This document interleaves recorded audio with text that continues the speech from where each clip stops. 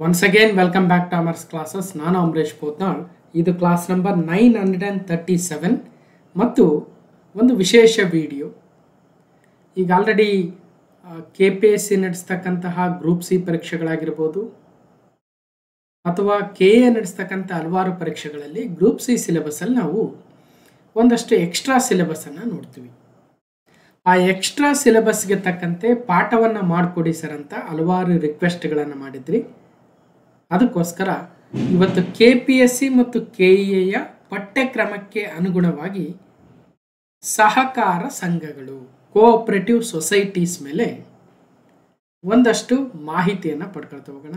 ಒಂದಷ್ಟು ಸ್ಪರ್ಧಾತ್ಮಕ ಪರೀಕ್ಷೆಗಳ ಒಂದು ದೃಷ್ಟಿಯಿಂದ ಈಗ ಆಲ್ರೆಡಿ ಹಳೆಯ ಪ್ರಶ್ನೆ ಪತ್ರಿಕೆಗಳಲ್ಲಿ ಅಂದರೆ KPSC ಮತ್ತು KA ನಡೆಸಿರ್ತಕ್ಕಂಥ ವಿವಿಧ ಪರೀಕ್ಷೆಗಳಲ್ಲಿ ಈ ಕೋಆಪರೇಟಿವ್ ಸೊಸೈಟೀಸು, ಕೋಆಪರೇಟಿವ್ಸ್ ಬ್ಯಾಂಕ್ಸು, ಹೀಗೆ ಈ ಒಂದು ಟಾಪಿಕ್ ಮೇಲೆ ಏನೇನು ಪ್ರಶ್ನೆಗಳು ಬಂದಿದ್ದಾವೆ, ನಾವು ಏನೇನು ತಿಳ್ಕೊಳ್ಬೇಕು ಅಂತಕ್ಕಂಥ ಒಂದು ಸೀರೀಸ್ ಆಫ್ ವಿಡಿಯೋಸ್ ಆಗುತ್ತೆ.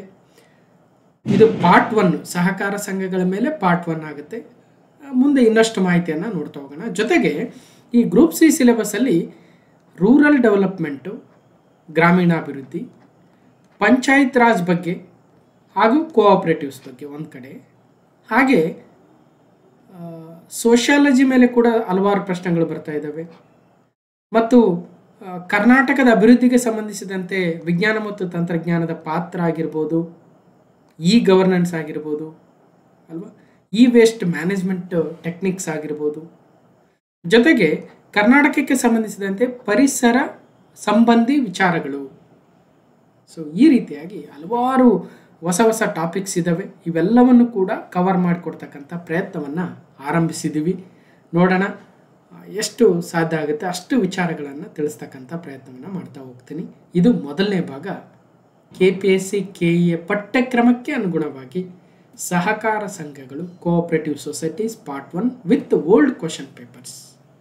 ಅವಾಗ ಮಾತ್ರ ನಾವು ಸರಿಯಾದ ಒಂದು ಮಾರ್ಗದಲ್ಲಿ ಇರೋದಕ್ಕೆ ಸಾಧ್ಯ ಅಂತ ಹೇಳ್ತಾ ಬನ್ನಿ ಹಾಗಾದರೆ ಸಹಕಾರ ಸಂಘಗಳ ಮೇಲೆ ಏನನ್ನು ತಿಳ್ಕೊಳ್ತಾ ಹೋಗ್ತೀವಿ.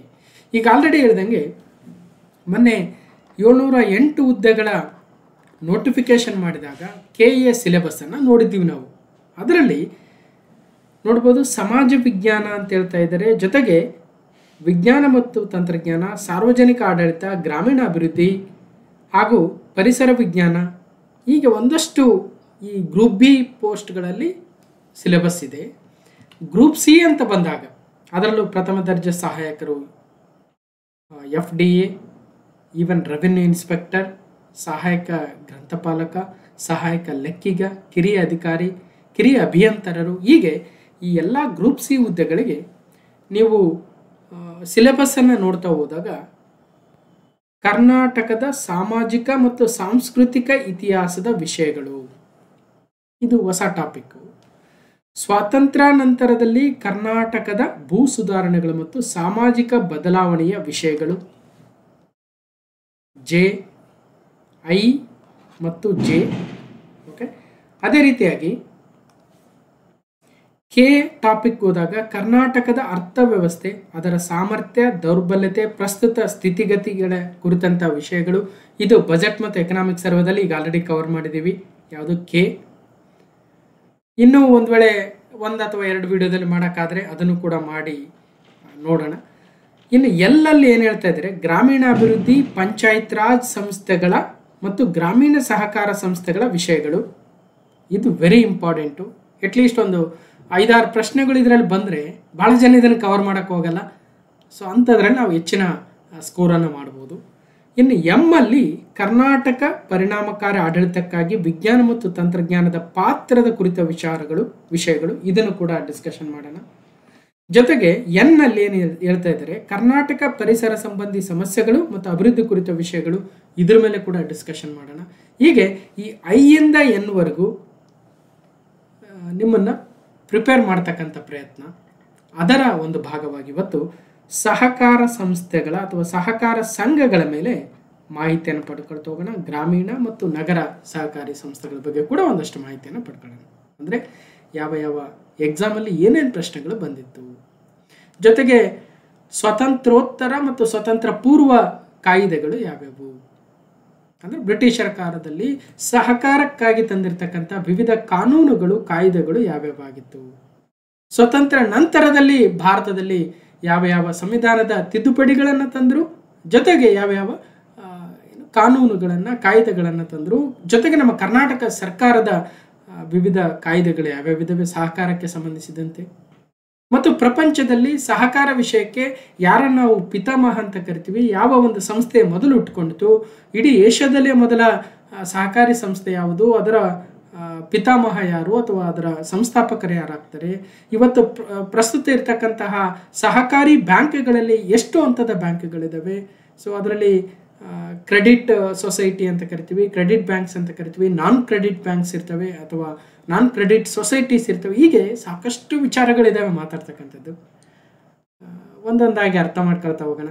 ಫಸ್ಟ್ ಆ್ಯಸ್ ಯೂಶುವಲ್ಲು ಈವನ್ STA ಎಕ್ಸಾಮಲ್ಲೂ ಕಿರಿಯ ಸಹಾಯಕ ಹುದ್ದೆಗಳಿಗೂ ಕೂಡ ಸಿಲೆಬಸ್ಸಲ್ಲೂ ಕೂಡ ನಾವು ಗ್ರಾಮೀಣ ಅಭಿವೃದ್ಧಿ ಪಂಚಾಯತ್ ರಾಜ್ ಸಂಸ್ಥೆಗಳು, ಗ್ರಾಮೀಣ ಸಹಕಾರ ಸಂಸ್ಥೆಗಳಿಗೆ ಸಂಬಂಧಿಸಿದ ಉಪಕ್ರಮಗಳನ್ನು ಒಳಗೊಂಡಂತೆ ಕರ್ನಾಟಕ ಆರ್ಥಿಕತೆ ಅಭಿವೃದ್ಧಿ ಕುರಿತು ವಿಷಯಗಳು ಅಂತ ಇದೆ. ಕರ್ನಾಟಕ ಪರಿಸರ ಸಂಬಂಧಿ ಸಮಸ್ಯೆಗಳು ಮತ್ತು ಅಭಿವೃದ್ಧಿ ಕುರಿತ ವಿಷಯಗಳು ಇಲ್ಲೂ ಕೂಡ ಬರುತ್ತೆ. ಓಕೆ, ಈ ಎಲ್ಲ ಎಕ್ಸಾಮ್ಗೆ ಅನುಕೂಲ ಆಗೋ ರೀತಿಯಲ್ಲಿ ಮಾತಾಡ್ತಾ ಹೋಗೋಣ. ಈ ಸಹಕಾರ ಸಂಘಗಳ ಬಗ್ಗೆ ಡಿಸ್ಕಷನ್ ಮಾಡುವ ಮುಂಚೆ ಒಟ್ಟು 3 ಪ್ರಮುಖ ಸಂವಿಧಾನದ ತಿದ್ದುಪಡಿಗಳನ್ನು ನಾವು ನೋಡಬೇಕಾಗುತ್ತೆ. ಯಾವ್ಯಾವ ಸಂವಿಧಾನ ತಿದ್ದುಪಡಿಗಳು? ಒಂದು 73ನೇ ಸಂವಿಧಾನ ತಿದ್ದುಪಡಿ ಕಾಯ್ದೆ 1992. ಇದು ನಮ್ಮ ದೇಶದಲ್ಲಿ ಪಂಚಾಯತ್ ರಾಜ್ ಸಂಸ್ಥೆಗಳಿಗೆ ಒಂದು ಸಾಂವಿಧಾನಿಕ ಸ್ಥಾನಮಾನ ಮತ್ತು ರಕ್ಷಣೆಯನ್ನು ನೀಡಿರ್ತಕ್ಕಂಥ ತಿದ್ದುಪಡಿ 73ನೇ ಸಂವಿಧಾನ ತಿದ್ದುಪಡಿ. ಆ ಉದ್ದೇಶಕ್ಕಾಗಿ ಹೊಸ ಒಂದು ಭಾಗವನ್ನು ಇಂಟ್ರೊಡ್ಯೂಸ್ ಮಾಡಲಾಗುತ್ತೆ, ಭಾಗ 9. ಜೊತೆಗೆ 11ನೇ ಶೆಡ್ಯೂಲನ್ನು ಸೇರಿಸಲಾಗುತ್ತೆ. 11ನೇ ಶೆಡ್ಯೂಲನ್ನು ಸೇರಿಸ್ತಾರೆ, ಭಾಗ 9 ಹೊಸದಾಗಿ ನಮ್ಮ ಸಂವಿಧಾನಕ್ಕೆ ಸೇರಿಸ್ತಾರೆ, ಪಂಚಾಯತ್ ಎಂಬ ಶೀರ್ಷಿಕೆ ಅಡಿಯಲ್ಲಿ. ಆ ಮೂಲಕ 243 ಆರ್ಟಿಕಲ್ನಿಂದ 243 ವರೆಗಿನ ವಿಧಿಗಳನ್ನು ಭಾಗ 9ರಲ್ಲಿ ಹೊಸದಾಗಿ ಸೇರಿಸಿ ಪಂಚಾಯತ್ಗಳು ಎಂಬ ಹೆಸರನ್ನು ನೀಡಲಾಗುತ್ತದೆ. 11th ಶೆಡ್ಯೂಲ್ 243 ಇಂದ 243 ಪಾರ್ಟ್ 9 ನೆನ್ಪಿಟ್ಟಿರಿ. ಇದ್ರ ಬಗ್ಗೆ ಆಲ್ರೆಡಿ ನಾವು ಸಂವಿಧಾನ ತಿದ್ದುಪಡಿಗಳಲ್ಲಿ ಸಪ್ರೇಟಾಗಿ 4 ವಿಡಿಯೋದಲ್ಲಿ ಮಾತಾಡಿದ್ದೀವಿ, ಅದು ಬೇರೆ ವಿಚಾರ. ಓಕೆ, ನೆಕ್ಸ್ಟು 74ನೇ ಸಂವಿಧಾನ ತಿದ್ದುಪಡಿ ನಗರ ಸ್ಥಳೀಯ ಸಂಸ್ಥೆಗಳಿಗೆ. ಪಂಚಾಯತ್ಗಳು ಗ್ರಾಮ ಪಂಚಾಯತ್, ತಾಲೂಕು ಪಂಚಾಯತ್, ಜಿಲ್ಲಾ ಪಂಚಾಯತ್ ಎಂಬ 3 ಹಂತದಲ್ಲಿದ್ದರೆ, ಮತ್ತು ನಗರಗಳಲ್ಲೂ ಕೂಡ ಸ್ಥಳೀಯ ಸಂಸ್ಥೆಗಳಿಗೆ ಅಧಿಕಾರವನ್ನು ಕೊಡಬೇಕು, ಅವುಗಳಿಗೂ ಕೂಡ ಸಂವಿಧಾನಿಕ ಸ್ಥಾನಮಾನವನ್ನು ಕೊಡಬೇಕಾಗುತ್ತೆ. ಅಲ್ಲೂ ಕೂಡ ಪಟ್ಟಣ ಪಂಚಾಯತು, ಪುರಸಭೆ, ನಗರಸಭೆ, ಮಹಾನಗರ ಪಾಲಿಕೆಗಳಂತಕ್ಕಂಥ ವಿವಿಧ ನಗರ ಸ್ಥಳೀಯ ಸಂಸ್ಥೆಗಳನ್ನು ರಚನೆ ಮಾಡಬೇಕು.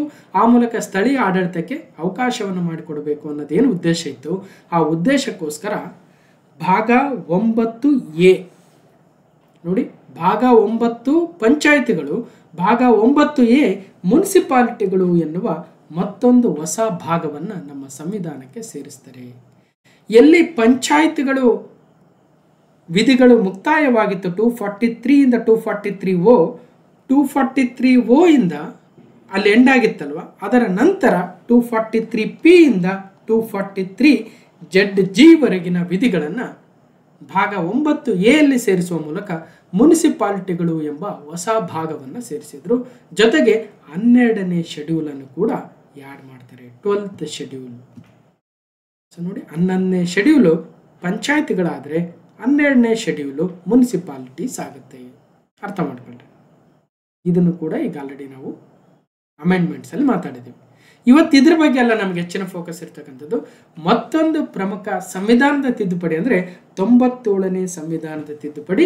ಈ ಸಂವಿಧಾನದ ತಿದ್ದುಪಡಿಯು ಸಹಕಾರ ಸಂಘಗಳಿಗೆ, ಕೋಆಪರೇಟಿವ್ ಸೊಸೈಟೀಸ್ಗೆ ಸಂವಿಧಾನಾತ್ಮಕ ಸ್ಥಾನಮಾನ ಮತ್ತು ರಕ್ಷಣೆಯನ್ನು ನೀಡ್ತಕ್ಕಂಥದ್ದೇ 2011ರ 97ನೇ ಸಂವಿಧಾನದ ತಿದ್ದುಪಡಿ ಕಾಯ್ದೆ.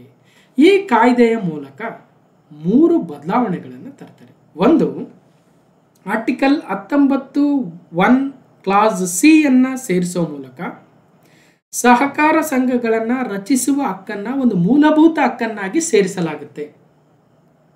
Article 19(1) clause C inserted In the 97th Amendment Act of Indian Constitution 2011, with a right to form the cooperative societies as a fundamental right, ಸಹಕಾರ ಸಂಘಗಳನ್ನು ರಚಿಸ್ತಕ್ಕಂಥ ಹಕ್ಕನ್ನು ಒಂದು ಮೂಲಭೂತ ಹಕ್ಕನ್ನಾಗಿ ಸೇರಿಸಲಾಗುತ್ತೆ. ಇದು ಒಂದು ಬದಲಾವಣೆ. ಎರಡನೇದು, ನಮ್ಮ directive principles of state policy ಅಂತ ಏನು ಕರಿತೀವಿ, ಅದರಲ್ಲಿ ಆರ್ಟಿಕಲ್ 43B ಅನ್ನು ಸೇರಿಸುವ ಮೂಲಕ ಸಹಕಾರ ಸಂಘಗಳನ್ನು ಪ್ರೋತ್ಸಾಹಿಸಬೇಕು ಎಂಬ ಹೊಸ ರಾಜ್ಯ ನಿರ್ದೇಶಾತ್ಮಕ ತತ್ವವನ್ನು ಸೇರ್ಪಡೆ ಮಾಡುವ ಮೂಲಕ ರಾಜ್ಯಗಳಿಗೆ ಅಥವಾ ಆಡಳಿತ ಮಾಡ್ತಕ್ಕಂಥ ಸರ್ಕಾರಗಳಿಗೆ ಒಂದು ಗೈಡ್ಲೈನ್ಸನ್ನು, ಒಂದು ಡೈರೆಕ್ಷನನ್ನು ಕೊಡ್ತಾ ಹೋದರು. ಜೊತೆಗೆ ಇದು ಒಂದಾಯಿತು, ಫಂಡಮೆಂಟಲ್ ರೈಟ್ಸನ್ನು ಆ್ಯಡ್ ಮಾಡಿರ್ತಕ್ಕಂಥದ್ದು. ಎರಡಾಯಿತು, ಒಂದು ಡೈರೆಕ್ಟಿವ್ ಪ್ರಿನ್ಸಿಪಲ್ ಅನ್ನು ಆ್ಯಡ್ ಮಾಡಿರ್ತಕ್ಕಂಥದ್ದು. ಮೂರನೇದು, ಎಲ್ಲಿ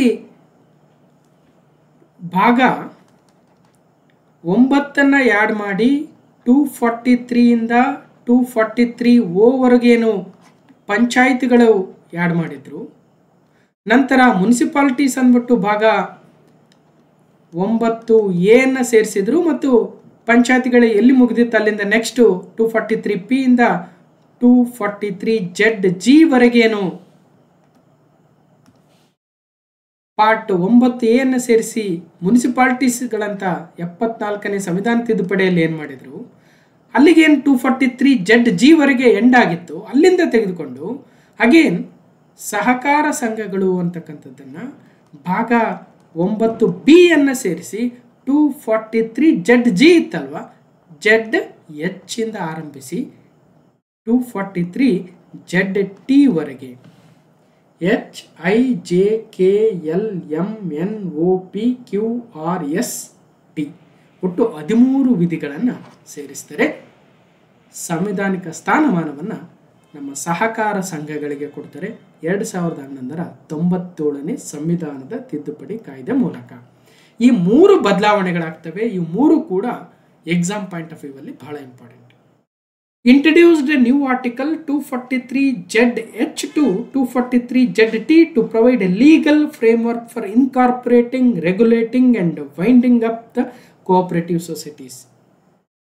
ಈ ತಿದ್ದುಪಡಿಯ ಮೂಲಕ ಸಹಕಾರ ಸಂಘಗಳು ಎಂಬ ಶೀರ್ಷಿಕೆಯನ್ನೊಳಗೊಂಡ ಪಾರ್ಟ್ 9B ಹೊಸ ಭಾಗವನ್ನು ಸಂವಿಧಾನಕ್ಕೆ ಸೇರ್ಪಡೆ ಮಾಡಲಾಯಿತು ಮತ್ತು 243ZH ಇಂದ ZT ವಿಧಿಗಳನ್ನು ಒಳಗೊಳ್ಳಲಾಯಿತು ಅಥವಾ ಆ್ಯಡ್ ಮಾಡಲಾಯಿತು. ನೋಡಿ, ಸಂವಿಧಾನದ ತಿದ್ದುಪಡಿ ಏನಿದೆ 97ನೇ ಸಂವಿಧಾನ ತಿದ್ದುಪಡಿ, ಅದಕ್ಕೆ ಬರೋಕ್ಕೆ ಮುಂಚೆ ಸಹಕಾರ ಸಂಘಗಳಲ್ಲಿ ಸಾಕಷ್ಟು ಬದಲಾವಣೆಗಳು, ರೆವಲ್ಯೂಷನ್ಸ್ ಕೂಡ ಆಗಿದ್ವು ಅಲ್ವಾ. ಅದೆಲ್ಲವನ್ನು ಮುಂದೆ ಕಲಿತಾ ಹೋಗ್ತೀವಿ ನಾವು, ಅರ್ಥ ಮಾಡ್ಕೊಂಡ್ರೆ. ಓಕೆ, ಮತ್ತು ಸಹಕಾರ ಸಂಘಗಳಲ್ಲಿ ಪತ್ತಿನ ಸಹಕಾರ ಸಂಘಗಳು, ಇತರೆ ಸಹಕಾರ ಸಂಘಗಳು ಬೇರೆ ಬೇರೆ ಬರ್ತವೆ, ಅದೆಲ್ಲ ಮುಂದೆ ಅರ್ಥ ಮಾಡ್ಕೊಳ್ತಾ ಹೋಗ್ತೀವಿ. ಓಕೆ, ಹಾಗಾದ್ರೆ ಏನಿದು ಸಹಕಾರಿ ಸಂಘ ಅಥವಾ ಕೋಆಪರೇಟಿವ್ ಸೊಸೈಟಿ ಅಂದರೆ ಏನು? A cooperative society is a voluntary self governed organisation of individuals who join together to meet their shared economic, social and cultural needs through a democratically controlled and collectively owned business ಅಂತ. ನೋಡೋಣ, ನಿಧಾನವಾಗಿ decode ಮಾಡ್ತಾ ಹೋಗೋಣ.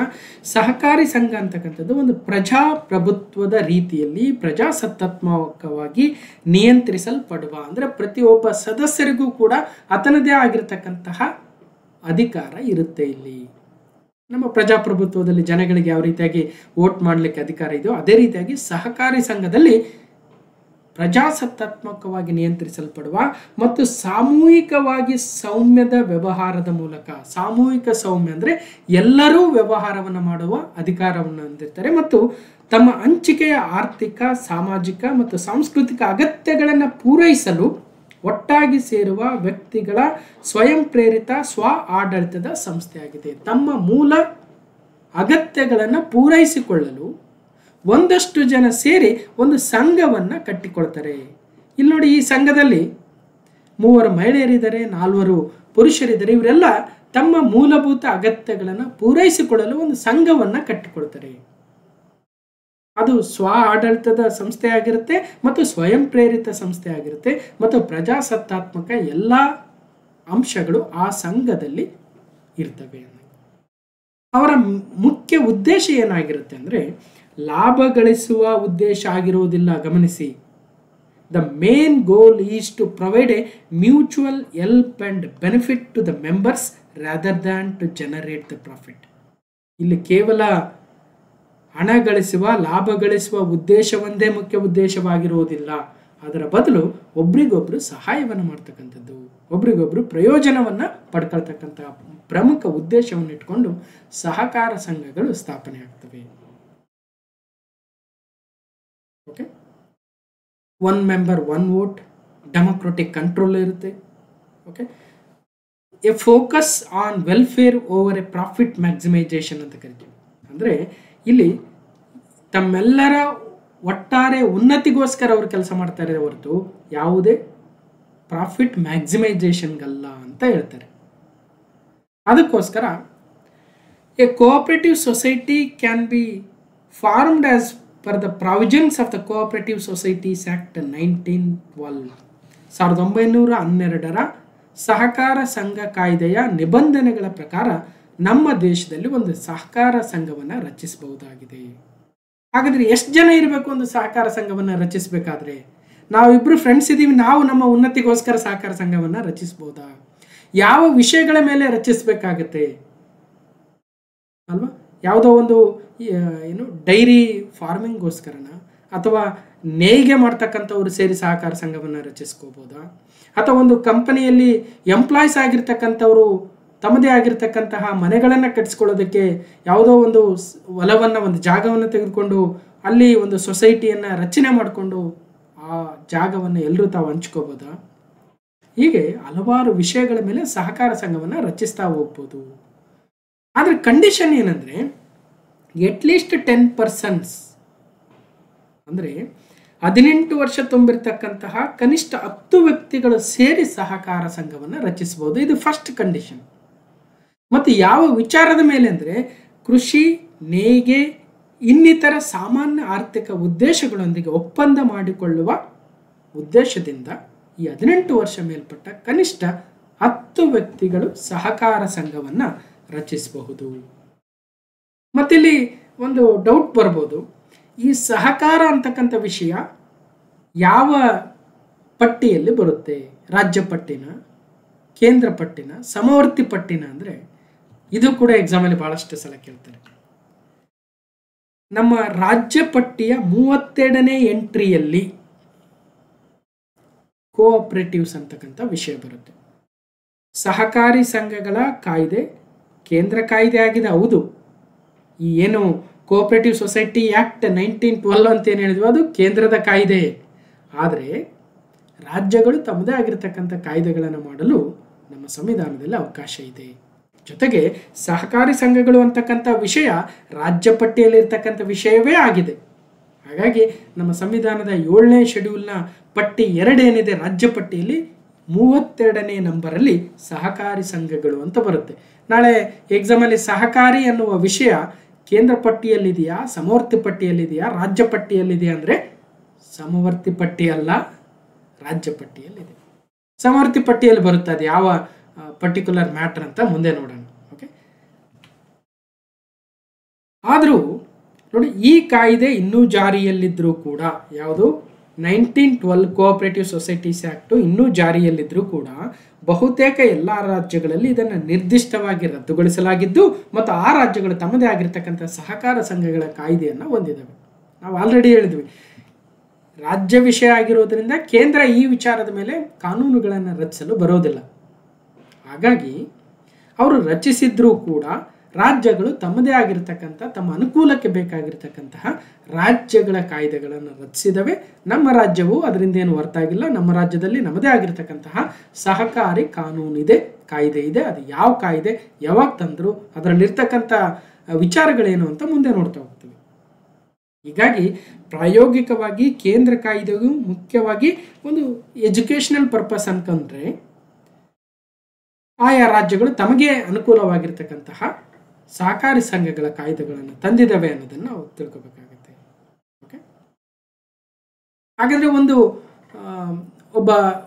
ಒಂದಷ್ಟು ಜನ ಸೇರಿ ತಮ್ಮದೇ ಆಗಿರ್ತಕ್ಕಂತಹ ಸಹಕಾರಿ ಸಂಘವನ್ನು ರಚನೆ ಮಾಡಬೇಕಾದ್ರೆ ಏನೇನು ಕಾನೂನುಗಳು ಇದ್ದಾವೆ, ಅವರು ಎಲ್ಲಿ ಹೋಗಿ ಆ ಸಂಘವನ್ನು ರಿಜಿಸ್ಟರ್ ಮಾಡಬೇಕು, ಅದೆಲ್ಲ ಬಹಳ ವಿಚಾರ ಇದ್ದಾವೆ, ಮುಂದೆ ನೋಡೋಣ. ಅದಕ್ಕಿಂತ ಮುಂಚೆ ಈಗ ನಾವೇನು ನೋಡಿದ್ದೀವಿ, 73rd, 74th and 97th amendment, ಅದರಲ್ಲೂ ಪ್ರಮುಖವಾಗಿ 97th ಅಮೆಂಡ್ಮೆಂಟ್ 2011ನಲ್ಲಿ ಯಾವ ಯಾವ ಆರ್ಟಿಕಲ್ಗಳನ್ನು ಸೇರಿಸ್ತಾರೆ, ಯಾವ ಯಾವ ತಿದ್ದುಪಡಿಗಳಾಗ್ತವೆ ಅಂತಕ್ಕಂಥದ್ದನ್ನು ನೋಡಿದ್ವಿ. ಜೊತೆಗೆ ಯಾವ ಆ್ಯಕ್ಟ್ ಇದೆ ಕೇಂದ್ರದಲ್ಲಿ, ಯಾವ ಪಟ್ಟಿಯಲ್ಲಿದೆ ನಮ್ಮ ಸಹಕಾರಿ ಸಂಘಗಳ ವಿಷಯ. ಈಗ ಎಕ್ಸಾಮಲ್ಲಿ ಪ್ರಶ್ನೆಗಳು ಯಾವ ರೀತಿಯಾಗಿ ಬಂದಿದ್ದಾವೆ ಅಂತಕ್ಕಂಥ ವಿಚಾರವನ್ನು ತಿಳ್ಕೊಳ್ತಾ ಮುಂದೆ ಆಯಾ ಪ್ರಶ್ನೆ ಬಂದಾಗ ಮತ್ತಷ್ಟು ಮಾಹಿತಿಯನ್ನು ಪಡ್ಕೊಳ್ತಾ ಹೋಗೋಣ. ಇಲ್ಲಿ ಮೇಲ್ಗಡೆ ಯಾವ ಎಕ್ಸಾಮ್ ಅಂತಕ್ಕಂಥ ಮಾಹಿತಿ ಇರುತ್ತೆ, ನಿಮ್ಮ ಹತ್ರ ಕ್ವಶನ್ ಪೇಪರ್ ಇದ್ದರೆ ಅದನ್ನು ಹೋಗಿ ನೋಡ್ಬೋದು. 30/12/2023 KPSC ಕೋಆಪರೇಟಿವ್ ಇನ್ಸ್ಪೆಕ್ಟರ್, ನೋಡಿ ಹೆಸರು ಹೇಳ್ತಾ ಇದೆ ಕೋಆಪರೇಟಿವ್ ಇನ್ಸ್ಪೆಕ್ಟರ್, ಅದರ KK GK ಪೇಪರಲ್ಲಿ ಒಂದು ಪ್ರಶ್ನೆ ಇತ್ತು. ಇಲ್ಲಿ ಸಹಕಾರಿ ಸಂಘಗಳು, ಗ್ರಾಮ ಪಂಚಾಯತ್, ಸ್ವಸಹಾಯ ಸಂಘಗಳು, ಪ್ರಾಥಮಿಕ ಆರೋಗ್ಯ ಕೇಂದ್ರ ಅಂತ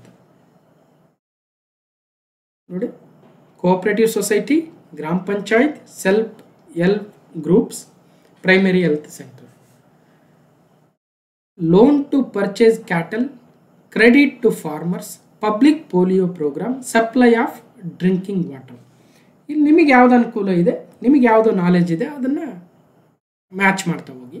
ಈಗ ಪಬ್ಲಿಕ್ ಪೋಲಿಯೋ ಪ್ರೋಗ್ರಾಮ್ ಆಗ್ತಕ್ಕಂಥವ್ರು ಯಾರು, ಪ್ರೈಮರಿ ಹೆಲ್ತ್ ಸೆಂಟರ್ ಅವರು, ರೈಟ್. 4ಗೆ ಸಿ ಇರೋದೆಲ್ಲಿದೆ, 1ಅಲ್ಲೂ ಇದೆ, 3ಅಲ್ಲೂ ಇದೆ, 4ಅಲ್ಲೂ ಇದೆ. ಏನು ಉಪಯೋಗ ಇಲ್ಲ ನಮಗೆ. ಇನ್ನೊಂದು ನೋಡೋಣ, ಈ ಗ್ರಾಮ ಪಂಚಾಯತ್ ಅವ್ರ ಕೆಲಸ ಏನು, ಲೋನ್ ಕೊಡ್ತಾರಾ ಇಲ್ಲ, ರೈತರಿಗೆ ಲೋನ್ ಕೊಡ್ತಾರಾ ಇಲ್ಲ, ಅಥವಾ ಸಪ್ಲೈ ಆಫ್ ಡ್ರಿಂಕಿಂಗ್ ವಾಟರ್ ಅಂದರೆ ಕರೆಕ್ಟು. 2ಗೆ ಡಿ ಇರೋದು ಯಾವುದು, ಈ 3ರಲ್ಲಿ 2ಗೆ ಡಿ ಇರೋದು 4ನೇದು, ಇಲ್ಲೇ ಬಂದ್ಬಿಡ್ತು ನಮ್ಗೆ ಆನ್ಸರು. ಸ್ಟಿಲ್ ಕೋಆಪರೇಟಿವ್ ಸೊಸೈಟಿದು ಏನು ಕೆಲಸ, 1ಗೆ B, credit to the farmers. Cooperative society ಸಹಕಾರಿ ಸಂಘಗಳ ಕೆಲಸ ಏನು, ಸಾಮಾನ್ಯ ಕೆಲಸ, ರೈತರಿಗೆ ಸಾಲ ಸೌಲಭ್ಯನ ಕೊಡ್ತಕ್ಕಂಥದ್ದು.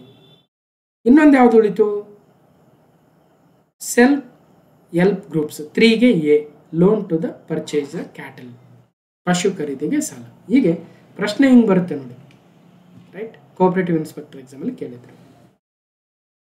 ನೆಕ್ಸ್ಟ್ KPSC ಅಸಿಸ್ಟೆಂಟ್ ಅಕೌಂಟೆಂಟ್ ಪೇಪರಲ್ಲಿ ಭಾರತದಲ್ಲಿ ಮೊದಲ ಅಗ್ರಿಕಲ್ಚರಲ್ ಕ್ರೆಡಿಟ್ ಕೋಆಪರೇಟಿವ್ ಸೊಸೈಟಿಯನ್ನು ಸ್ಥಾಪಿಸಿದವರು ಯಾರು, who was a founder of the first agricultural credit cooperative society in India.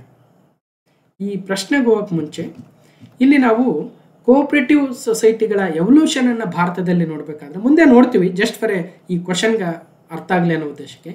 1912 cooperative society act ಏನಿದೆ ಅದು ಬರೋದಕ್ಕೆ ಮುಂಚೆ 1904 ಕೋಆಪರೇಟಿವ್ ಕ್ರೆಡಿಟ್ ಸೊಸೈಟೀಸ್ ಆ್ಯಕ್ಟ್ ಅಂತ ತಂದಿದ್ರು. ಅದರ ಬದಲಾವಣೆ ಮಾಡಿ, ಅದರ ತಿದ್ದುಪಡಿ ಮಾಡಿ 1912 ತಂದರು. ಹಾಗಾಗಿ 1904 ಫಸ್ಟು ಒಂದು ಆ್ಯಕ್ಟ್ ಏನು ಬರುತ್ತೆ, ಕೋಆಪರೇಟಿವ್ ಕ್ರೆಡಿಟ್ ಸೊಸೈಟೀಸ್ ಆ್ಯಕ್ಟು. ಆ ಆ್ಯಕ್ಟ್ ಮುಖಾಂತರವೇ ಸಿದ್ದನಗೌಡ ಸಣ್ಣ ರಾಮನಗೌಡ ಪಾಟೀಲ್ ಅವರು ಗದಗದ ಕನಗನಹಾಳ ಎನ್ನುವ ಪ್ರದೇಶದಲ್ಲಿ ಮೊಟ್ಟ ಮೊದಲ ಅಗ್ರಿಕಲ್ಚರಲ್ ಕ್ರೆಡಿಟ್ ಕೋಆಪರೇಟಿವ್ ಸೊಸೈಟಿಯನ್ನು ಹುಟ್ಟು ಹಾಕ್ತಾರೆ. ಹಾಗಾಗಿ ನೋಡಿ ಪ್ರಶ್ನೆ ಯಾವ ರೀತಿಯಾಗಿ ಬಂದಿದೆ, ರೈಟ್. ಸೊ ಇಷ್ಟು ದಿನ ಈ ಎಕ್ಸ್ಟ್ರಾ ಸಿಲೆಬಸ್ ಮೇಲೆ KE ಅಷ್ಟಾಗಿ ಫೋಕಸ್ ಮಾಡಿರಲಿಲ್ಲ. ಈಗ ಗ್ರೂಪ್ ಸಿಗೆ ಸಿಲೆಬಸನ್ನು ಪರ್ಟಿಕ್ಯುಲರ್ ಆಗಿ ಹೈಲೈಟ್ ಮಾಡಿಕೊಟ್ಟಿದ್ದಾರೆ. ಈಗ ಅದು ಭಾಳ ಸುದ್ದಿಗೆ ಬರ್ತಾ ಇದೆ. ಹಾಗಾಗಿ ಇನ್ನು ಮುಂದೆ we can expect more questions, ನೆನ್ಪಿಟ್ಟಿರಿ. ಓಕೆ. ಸಹಕಾರಿ ಪಿತಾಮಹ Siddanagouda Patil. The first cooperative law of India, the cooperative credit societies act 1904 was passed on 25th March 1904. ಆ ಒಂದು 1904 ಕೋಆಪರೇಟಿವ್ ಕ್ರೆಡಿಟ್ ಸೊಸೈಟೀಸ್ ಆ್ಯಕ್ಟ್ನ ಪ್ರಕಾರ ಕರ್ನಾಟಕದ ಗದಗ ಜಿಲ್ಲೆಯ ಕಣಗಿನಹಾಳ ಗ್ರಾಮದ ಅಗ್ರಿಕಲ್ಚರಲ್ ಕ್ರೆಡಿಟ್ ಕೋಆಪರೇಟಿವ್ ಸೊಸೈಟಿಯು ಭಾರತದ ಮೊದಲ ಸಹಕಾರಿ ಕಾನೂನಿನ ಅಡಿಯಲ್ಲಿ ರೂಪುಗೊಂಡ ಮೊಟ್ಟ ಮೊದಲ ಸಹಕಾರಿ ಸಂಘವಾಗಿದೆ. ಇದನ್ನು ಶ್ರೀ ಸಿದ್ದನಗೌಡ ಸಣ್ಣ ರಾಮನಗೌಡ ಪಾಟೀಲರ ನೇತೃತ್ವದಲ್ಲಿ ಕಣಗಿನಹಾಳ ಗ್ರಾಮಸ್ಥರು 2,000 ರೂಪಾಯಿಗಳ ಆರಂಭಿಕ ಷೇರು ಬಂಡವಾಳದೊಂದಿಗೆ 8 ಜುಲೈ 1915 ಪ್ರಾರಂಭ ಮಾಡಿದರು. ಅದಕ್ಕೋಸ್ಕರ ಅವ್ರನ್ನ ಸಹಕಾರಿ ಪಿತಾಮಹ ಸಿದ್ದನಗೌಡ ಪಾಟೀಲರ ಬಗ್ಗೆ, ಸಿದ್ದನಗೌಡ ಸಣ್ಣ ರಾಮನಗೌಡ ಪಾಟೀಲ್ ಅವರ ಬಗ್ಗೆ ಒಂದು ಎಕ್ಸಾಮಲ್ಲಿ ಪ್ರಶ್ನೆ ಕೂಡ ಬಂದಿತ್ತು, ಹಲವಾರು ಬಾರಿ ಬಂದಿದೆ, ನೆನ್ಪಿಟ್ಟಿರಿ. ಗದಗ ಜಿಲ್ಲೆಯ ಕಣಗಿನಹಾಳ ಫಸ್ಟ್ ಕೋಆಪರೇಟಿವ್ ಸೊಸೈಟಿ ಸ್ಥಾಪನೆ ಆಗಿರ್ತಕ್ಕಂಥದ್ದು ಭಾರತದಲ್ಲಿ, ಇಡೀ ಭಾರತದಲ್ಲಿ. First cooperative movement in Asia started in Kanaginahal. ಏಷ್ಯಾದಲ್ಲೇ ಫಸ್ಟ್ ಅಂತ ಹೇಳ್ತಾ ಇದ್ದಾರೆ, ಗಮನಿಸಿ. So 8 July 1905 first credit cooperative agricultural credit cooperative society Gadag ಜಿಲ್ಲೆಯ ಕಣಗಿನಹಾಳದಲ್ಲಿ ಸ್ಥಾಪನೆ ಆಗುತ್ತೆ. ಇದು ಇಡೀ ಏಷ್ಯಾದಲ್ಲೇ ಮೊಟ್ಟ ಮೊದಲ ಒಂದು ಇನ್ಸ್ಟೆನ್ಸ್ ಅಂತ ಹೇಳ್ತಾ ಇದ್ದಾರೆ, ಭಾರತದಲ್ಲ, ಇಡೀ ಏಷ್ಯಾದಲ್ಲಿ.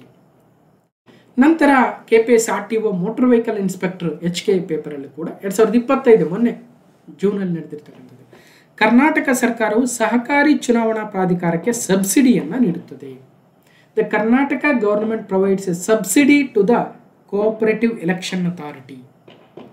ಈಗ ಪಂಚಾಯತ್ ರಾಜ್ ಸಂಸ್ಥೆಗಳಿಗೆ ಎಲೆಕ್ಷನ್ ಮಾಡಬೇಕಾದ್ರೆ, ಮುನ್ಸಿಪಾಲ್ಟಿಗಳಿಗೆ ಎಲೆಕ್ಷನ್ ಮಾಡಬೇಕಾದ್ರೆ ರಾಜ್ಯ ಸರ್ಕಾರವೇ ರಾಜ್ಯ ಚುನಾವಣಾ ಆಯೋಗವನ್ನು ರಚನೆ ಮಾಡಿರ್ತಕ್ಕಂಥದ್ದು.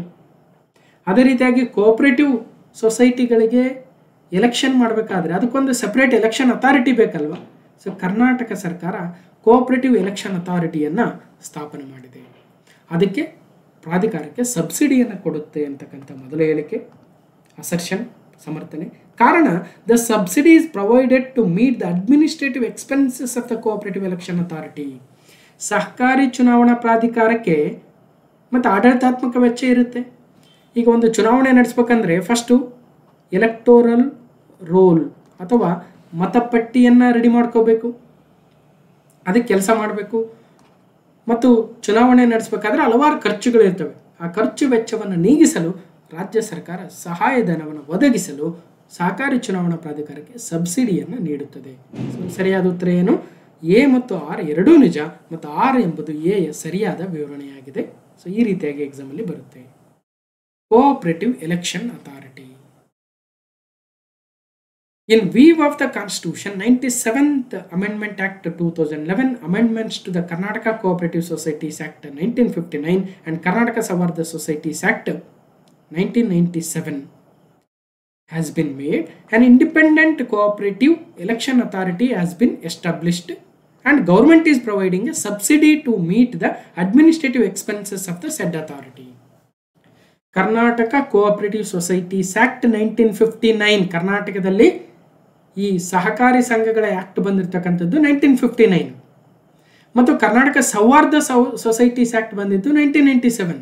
ಇವೆರಡರಲ್ಲೂ ಕೂಡ ಏನು ಹೇಳ್ತಾ ಇದ್ದಾರೆ, there should be an independent cooperative election authority ಇರಬೇಕು. ಅವರು ಈ ಒಂದು ಎಲೆಕ್ಷನ್ಗಳನ್ನು ಕಂಡಕ್ಟ್ ಮಾಡಬೇಕು. ಅದರ ದಿನನಿತ್ಯದ ಆಡಳಿತಾತ್ಮಕ ವೆಚ್ಚಕ್ಕಾಗಿ ಸರ್ಕಾರ ಸಬ್ಸಿಡಿಯನ್ನು ನೀಡಬೇಕು ಅಂತಕ್ಕಂಥದ್ದು ಇರ್ತದೆ. ಇಷ್ಟೇ ಇರೋದು. ಎಕ್ಸಾಮಲ್ಲಿ ಪ್ರಶ್ನೆ ಈ ರೀತಿಯಾಗಿ ಕೇಳಿದ್ದಾರೆ. ಅದು ಮೋಟರ್ ವೆಹಿಕಲ್ ಇನ್ಸ್ಪೆಕ್ಟರ್ ಮೊನ್ನೆ 2025 ಈಗ KEದವರು ಎಕ್ಸಾಮ್ ನಡೆಸಬೇಕಾದ್ರೆ ಮತ್ತೆ ಯಾವ ರೀತಿಯಾಗಿ ಪ್ರಶ್ನೆ ಬಂದಿದ್ದಾವೆ KPSC ಅವ್ರು ಹೆಂಗೆ ತೆಗೆದಾರ, ನಾವು ಹೆಂಗೆ ತೆಗಿಬೇಕಂತ ನೋಡ್ತಾರೆ ಅಲ್ವಾ. ರೆಡಿ ಇರಬೇಕಲ್ವ ನಾವು. Fine. Karnataka government provides a subsidy to the cooperative election authority. This subsidy indeed intended to meet the administrative expenses of the authority. ಬೇರೆ ಡೀಟೇಲ್ಸ್ ಇದೆ. ಅಗೇನ್ ಮತ್ತೊಂದು ಅದೇ ಪೇಪರಲ್ಲಿ ಇದ್ದಂಗಿದೆ. ಕರ್ನಾಟಕದಲ್ಲಿ ಸ್ವತಂತ್ರ ಸಹಕಾರ ಚುನಾವಣಾ ಪ್ರಾಧಿಕಾರವನ್ನು ಸ್ಥಾಪಿಸಲಾಗಿದೆ. An independent cooperative election authority has been established in Karnataka according to 1959 and 1997 act ಅಲ್ವಾ. 1997 act Souharda societies act, 1959 cooperative societies act. ಇವೆರಡರ ಪ್ರಕಾರ ಕರ್ನಾಟಕದಲ್ಲಿ ಒಂದು ಇಂಡಿಪೆಂಡೆಂಟ್ ಆಗಿರ್ತಕ್ಕಂಥ ಸ್ವತಂತ್ರ ಸಹಕಾರ ಚುನಾವಣಾ ಪ್ರಾಧಿಕಾರ ಅಂತೂ ಇದೆ, ಕೋಆಪರೇಟಿವ್ ಎಲೆಕ್ಷನ್ ಅಥಾರಿಟಿ ನೋಡಿದ್ವಿ. The establishment of the cooperative election authority was mandated by the constitution act 97th amendment ಆ್ಯಕ್ಟಲ್ಲಿ ಎಲೆಕ್ಷನ್ ಅಥಾರಿಟಿ ಇರಬೇಕಂತ ಹೇಳಿದೆಯಾ ಅಂದರೆ ಇಲ್ಲ, ಅದು ಇಂಡಿಪೆಂಡೆಂಟ್ ಆಗಿರ್ತಕ್ಕಂಥ ಎಲೆಕ್ಷನ್ ಅಥಾರಿಟಿ ಇರಬೇಕು ಅಂತೇನು ಹೇಳಿಲ್ಲ. ಅರ್ಥ ಮಾಡ್ಕೊಂಡ್ರೆ. ಆದರೆ ಅದು ರಾಜ್ಯ ಸರ್ಕಾರಕ್ಕೆ ಬಿಟ್ಟಿದ್ದು ಅಂತ ಹೇಳಿರ್ತವೆ. ರಾಜ್ಯ ಸರ್ಕಾರ ಈ ಆಕ್ಷನ್ ಅನ್ನು ತಮ್ಮ ಒಂದು ಕಾನೂನುಗಳ ಮೂಲಕ ತಂದಿರ್ತಾರೆ ಅಷ್ಟೇ. ಸೊ ಎಕ್ಸಾಮಲ್ಲಿ ಪ್ರಶ್ನೆಗಳು ಈ ರೀತಿಯಾಗಿ ಬರ್ತಾ ಇದ್ದಾವೆ. Okay. Junior assistant account exam so again 23 ನಡೆದಿತ್ತು, KPSC ನಡೆಸಿರ್ತಕ್ಕಂಥದ್ದು. ಇಲ್ಲಿ ನಮಗೆ NAFED, CACP, NDDB, NCDC ಅಂತ 4 ಸಂಸ್ಥೆಗಳು ಕೊಟ್ಟಿದ್ದಾರೆ. ಅವುಗಳ ಪ್ರಮುಖ ಉದ್ದೇಶ, ಅವುಗಳ ವಲಯವನ್ನು ಕೊಟ್ಟಿದ್ದಾರೆ. ಈಗ CACP ಕೃಷಿ ಬೆಲೆ ಆಯೋಗ ಅಂತ ಕರಿತೀವಿ. ಈ MSP ಪ್ರೈಸನ್ನು ಫಿಕ್ಸ್ ಮಾಡೋದೇ CACP ಅವರು, ಅಥವಾ ಫಿಕ್ಸ್ ಮಾಡೋದನ್ನಕ್ಕಿಂತಲೂ ಸರ್ಕಾರಕ್ಕೆ ರೆಕಮೆಂಡ್ ಮಾಡೋದು. NDDB national dairy development board ಹೈನುಗಾರಿಕೆ ಅಭಿವೃದ್ಧಿಗಾಗಿ ಇರ್ತಕ್ಕಂಥದ್ದು. ಸಿಗೆ 2 ಇರೋದು ಯಾವುದು, ಮುಗಿದೋಯ್ತು. 2ನೇ ಆಪ್ಷನ್ ಇಲ್ಲೇ ಆನ್ಸರ್ ಗೊತ್ತಾಯಿತು. CACP 4, CACP ಎಷ್ಟನೇದು, Bಗೆ 4, ಅದು ಕೂಡ ಸರಿ ಇದೆ. ಹಾಗೆ ನೆಕ್ಸ್ಟು NAFED 3 ಸಹಕಾರಿ ಮಾರುಕಟ್ಟೆ ಅಂತೆ. NCDC ಸಹಕಾರಿ ವಲಯದ ಅಭಿವೃದ್ಧಿಗಾಗಿರ್ತಕ್ಕಂಥ ಒಂದು ಕಾರ್ಪೊರೇಷನ್. ಸೊ ಅದ್ರ ಬಗ್ಗೆ ಮುಂದೆ ನೋಡ್ತೀವಿ. ಈಗ ಸದ್ಯ national agricultural cooperative marketing and federation of India limited 1958 ಸ್ಥಾಪನೆ. ಇದರ ಉದ್ದೇಶ ಮಾರ್ಕೆಟಿಂಗ್ ಆಫ್ ಅಗ್ರಿಕಲ್ಚರಲ್ ಪ್ರೊಡ್ಯೂಸ್. ನವದೆಹಲಿಯಲ್ಲಿ ತನ್ನ ಪ್ರಧಾನ ಕಚೇರಿಯನ್ನು ಹೊಂದಿದೆ. ಸೊ ಇದು ಯಾವುದು, ಮಾರ್ಕೆಟಿಂಗ್ ಇರಲಿ. Commission for agricultural cost and prices, CACP ಅಂತ ಕರಿತೀವಲ್ವ. ವಿಜಯ್ ಪೌಲ್ ಶರ್ಮರವರು ಇದರ ಚೇರ್ಪರ್ಸನ್ ಆಗಿದ್ದಾರೆ. ಕೇಂದ್ರ ಬೆಲೆ ಆಯೋಗ ಅಂತ ಕರಿಬೋದು. ಓಕೆ, 1965 ಸ್ಥಾಪನೆ. ಇದ್ರ ಬಗ್ಗೆ ಕೂಡ ಸಾಕಷ್ಟು ಬಾರಿ ಮಾತಾಡಿದ್ದೀವಿ. ಸರ್ಕಾರಕ್ಕೆ ಮಿನಿಮಮ್ ಸಪೋರ್ಟ್ ಪ್ರೈಸನ್ನು, ಕನಿಷ್ಠ ಬೆಂಬಲ ಬೆಲೆಯನ್ನು ರೆಕಮೆಂಡ್ ಮಾಡೋದೇ CACP, commission for agriculture cost and prices ಅಂತ. National dairy development board, Varghese Kurien ಅವರು ಶ್ವೇತಕ್ರಾಂತಿಯ ಪಿತಾಮಹ ವರ್ಗೀಸ್ ಕುರಿಯನ್ ಅವರು ಸ್ಥಾಪನೆ ಮಾಡಿರ್ತಕ್ಕಂಥದ್ದು. NDDB ಗುಜರಾತ್ನ ಆನಂದಲ್ಲಿ ತನ್ನ ಪ್ರಧಾನ ಕಚೇರಿಯನ್ನು ಹೊಂದಿದೆ. Okay, national dairy development board again ಸಹಕಾರ ಕಾಯ್ದೆಯ ಮೂಲಕ ಸ್ಥಾಪನೆ ಆಗಿರ್ತಕ್ಕಂಥ ಪ್ರಮುಖ ಸಂಸ್ಥೆ ಆಗುತ್ತೆ. National cooperative development corporation again ಸಹಕಾರದ ವಿಚಾರಕ್ಕೆ ಬಂದಾಗ ಪ್ರಮುಖ ಸಂಸ್ಥೆ ಕೂಡ. ನ್ಯಾಷನಲ್ ಕೋಆಪರೇಟಿವ್ ಡೆವಲಪ್ಮೆಂಟ್ ಕಾರ್ಪೊರೇಷನ್ 1963 ಸ್ಥಾಪನೆ, ನವದೆಹಲಿ ಪ್ರಧಾನ ಕಚೇರಿ. ಅಮಿತ್ ಶಾ ಅವರು ಕೋಆಪರೇಟಿವ್ ಮಿನಿಸ್ಟರ್ ಏನಿದ್ದಾರೆ ಅವರ ಅಡಿಯಲ್ಲಿ ಬರುತ್ತೆ. ಓಕೆ, ಸೊ ಇವುಗಳ ಉದ್ದೇಶ ಏನಂತ ಇಲ್ಲಿ ಕೊಟ್ಟಿರ್ತಕ್ಕಂಥದ್ದು ನೋಡಿ. NCDCಯ ಉದ್ದೇಶ ಸಹಕಾರಿ ವಲಯದ ಅಭಿವೃದ್ಧಿಗಾಗಿ ತಂದಿರತಕ್ಕಂಥದ್ದು, ನ್ಯಾಷನಲ್ ಕೋಆಪರೇಟಿವ್ ಡೆವಲಪ್ಮೆಂಟ್ ಕಾರ್ಪೊರೇಷನ್. NDDBಯ ಉದ್ದೇಶ ಹೈನುಗಾರಿಕೆಯ ಅಭಿವೃದ್ಧಿಗಾಗಿ, ನ್ಯಾಷನಲ್ ಡೈರಿ ಡೆವಲಪ್ಮೆಂಟ್ ಬೋರ್ಡ್. ಇನ್ನು RTO motor vehicle inspector NHK ಪೇಪರಲ್ಲಿ ಕರ್ನಾಟಕದಲ್ಲಿನ ಸಹಕಾರದ ಪ್ರಮುಖ ವಲಯಗಳು ಯಾವ್ಯಾವು? Which of the following are main sectors of the cooperation in Karnataka? Main sectors: cooperative credit sector, cooperative processing sector, ಅಂದರೆ ಸಹಕಾರಿ ಪತ್ತಿನ ವಲಯ, ಅಂದರೆ ಈ ಸಾಲವನ್ನು ನೀಡ್ತಕ್ಕಂಥ ಸಹಕಾರಿ ಸಂಘಗಳು. ಕೋಆಪರೇಟಿವ್ ಪ್ರೊಸೆಸಿಂಗ್ ಸೆಕ್ಟರ್ ಅಂದರೆ ಅಗ್ರಿಕಲ್ಚರ್ ಪ್ರೊಸೆಸಿಂಗ್ ಮಾಡ್ತಕ್ಕಂಥ ಸೊಸೈಟೀಸು ಅಥವಾ ಸಂಘಗಳು. ಕೋಆಪರೇಟಿವ್ ಮಿಲ್ಕ್ ಸೆಕ್ಟರ್ ಕ್ಷೀರ ವಲಯ. ಈಗ ಬೇರೆ ಬೇರೆ ಒಂದು ಊರಿನ ರೈತರೆಲ್ಲ ಸೇರಿ ತಮ್ಮದೇ ಆಗಿರ್ತಕ್ಕಂಥ ಸಹಕಾರಿ ಸಂಘವನ್ನು ಮಾಡಿಕೊಂಡು ಅವರು ಹಾಲನ್ನು ಮಾರ್ತಕ್ಕಂಥದ್ದು. ರೈಟ್. ಹೆಲ್ತ್ ಕೋಆಪರೇಟಿವ್ಸ್ ಆರೋಗ್ಯ ಸಹಕಾರಿ ಸಂಘಗಳು. ಹೀಗೆ ಕರ್ನಾಟಕದ ಸಹಕಾರದ ಪ್ರಮುಖ ವಲಯಗಳು ಯಾವ್ಯಾವಂದರೆ ಈ 4 ಕೂಡ ಕರ್ನಾಟಕದ ಪ್ರಮುಖ ಸಹಕಾರಿ ವಲಯದಲ್ಲಿರ್ತಕ್ಕಂತಹ ಸಂಘ ಸಂಸ್ಥೆಗಳಾಗ್ತವೆ.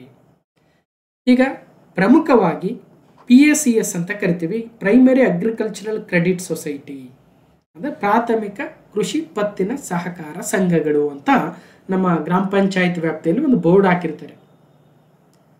ರೈತರು ಅದರ ಭಾಗವಾಗಿರ್ತಾರೆ. ಅಲ್ಲೋಗಿ ತಮ್ಮ ಹೊಲದ ಪಾಣಿಯನ್ನಿಟ್ಟು ಸಾಲವನ್ನು ತೆಗೆದುಕೊಂಡು ಬರ್ತಾರೆ, ಮತ್ತೆ ಮುಂದಿನ ವರ್ಷ ಹೋಗಿ ಕಟ್ತಾರೆ, ಮತ್ತೆ ಸಾಲ ತೆಗೆದುಕೊಳ್ತಾರೆ. ಇದೇನು ರೆಗ್ಯುಲರ್ ಆಗಿ ಮಾಡ್ತಾ ಇರ್ತಾರೆ, ಅದು ಪ್ರಾಥಮಿಕ ಕೃಷಿ ಪತ್ತಿನ ಸಹಕಾರಿ ಸಂಘ, PACS, primary agricultural credit society.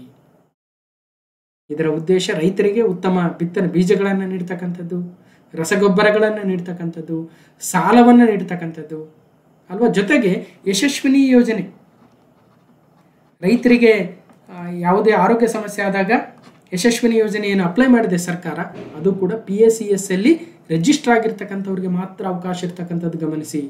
ಅಂತಹ 6229 PACS ಪ್ರಾಥಮಿಕ ಕೃಷಿ ಪತ್ತಿನ ಸಹಕಾರ ಸಂಘಗಳು ನಮ್ಮ ರಾಜ್ಯದಲ್ಲಿದ್ದಾವೆ. ಅದೇ ರೀತಿಯಾಗಿ ಅರ್ಬನ್ ಕೋಆಪರೇಟಿವ್ ಬ್ಯಾಂಕ್ಸು 279 ಇದ್ದಾವೆ. ಡೈರಿ ಕೋಆಪರೇಟಿವ್ಸ್ 17,950 ಇದ್ದಾವೆ.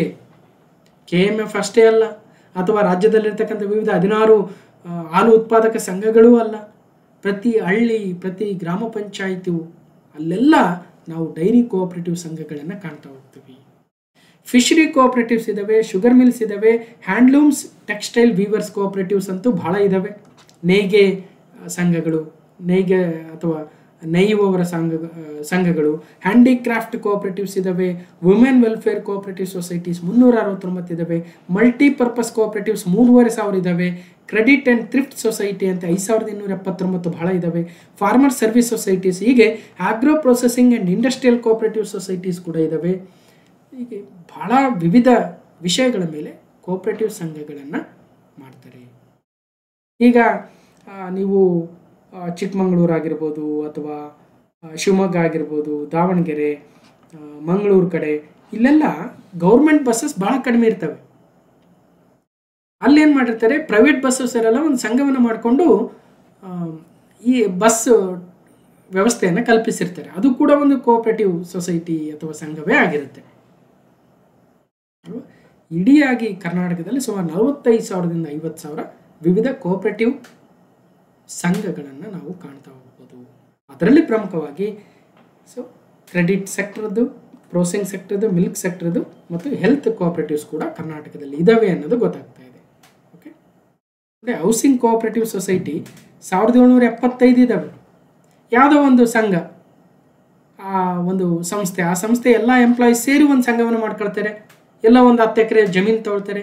ಆ ಜಮೀನಲ್ಲಿ ಅವರು ತಮಗೆ ಸೈಟ್ಗಳನ್ನು ಹಂಚಿಕೆ ಮಾಡ್ಕೊಳ್ತಾರೆ, ಅದಕ್ಕೊಂದು ಸಂಘ ಮಾಡ್ಕೊಳ್ತಾರೆ. ಇವೆಲ್ಲವೂ ಕೂಡ ಇದಾವೆ. The main cooperative sectors in Karnataka include agriculture, dairy, fishing, handloom, textile. ನೋಡಿದ್ವಿ ಯಾವ್ಯಾವ ಎಷ್ಟೆಷ್ಟಿದಾವೆ ಅಂತ.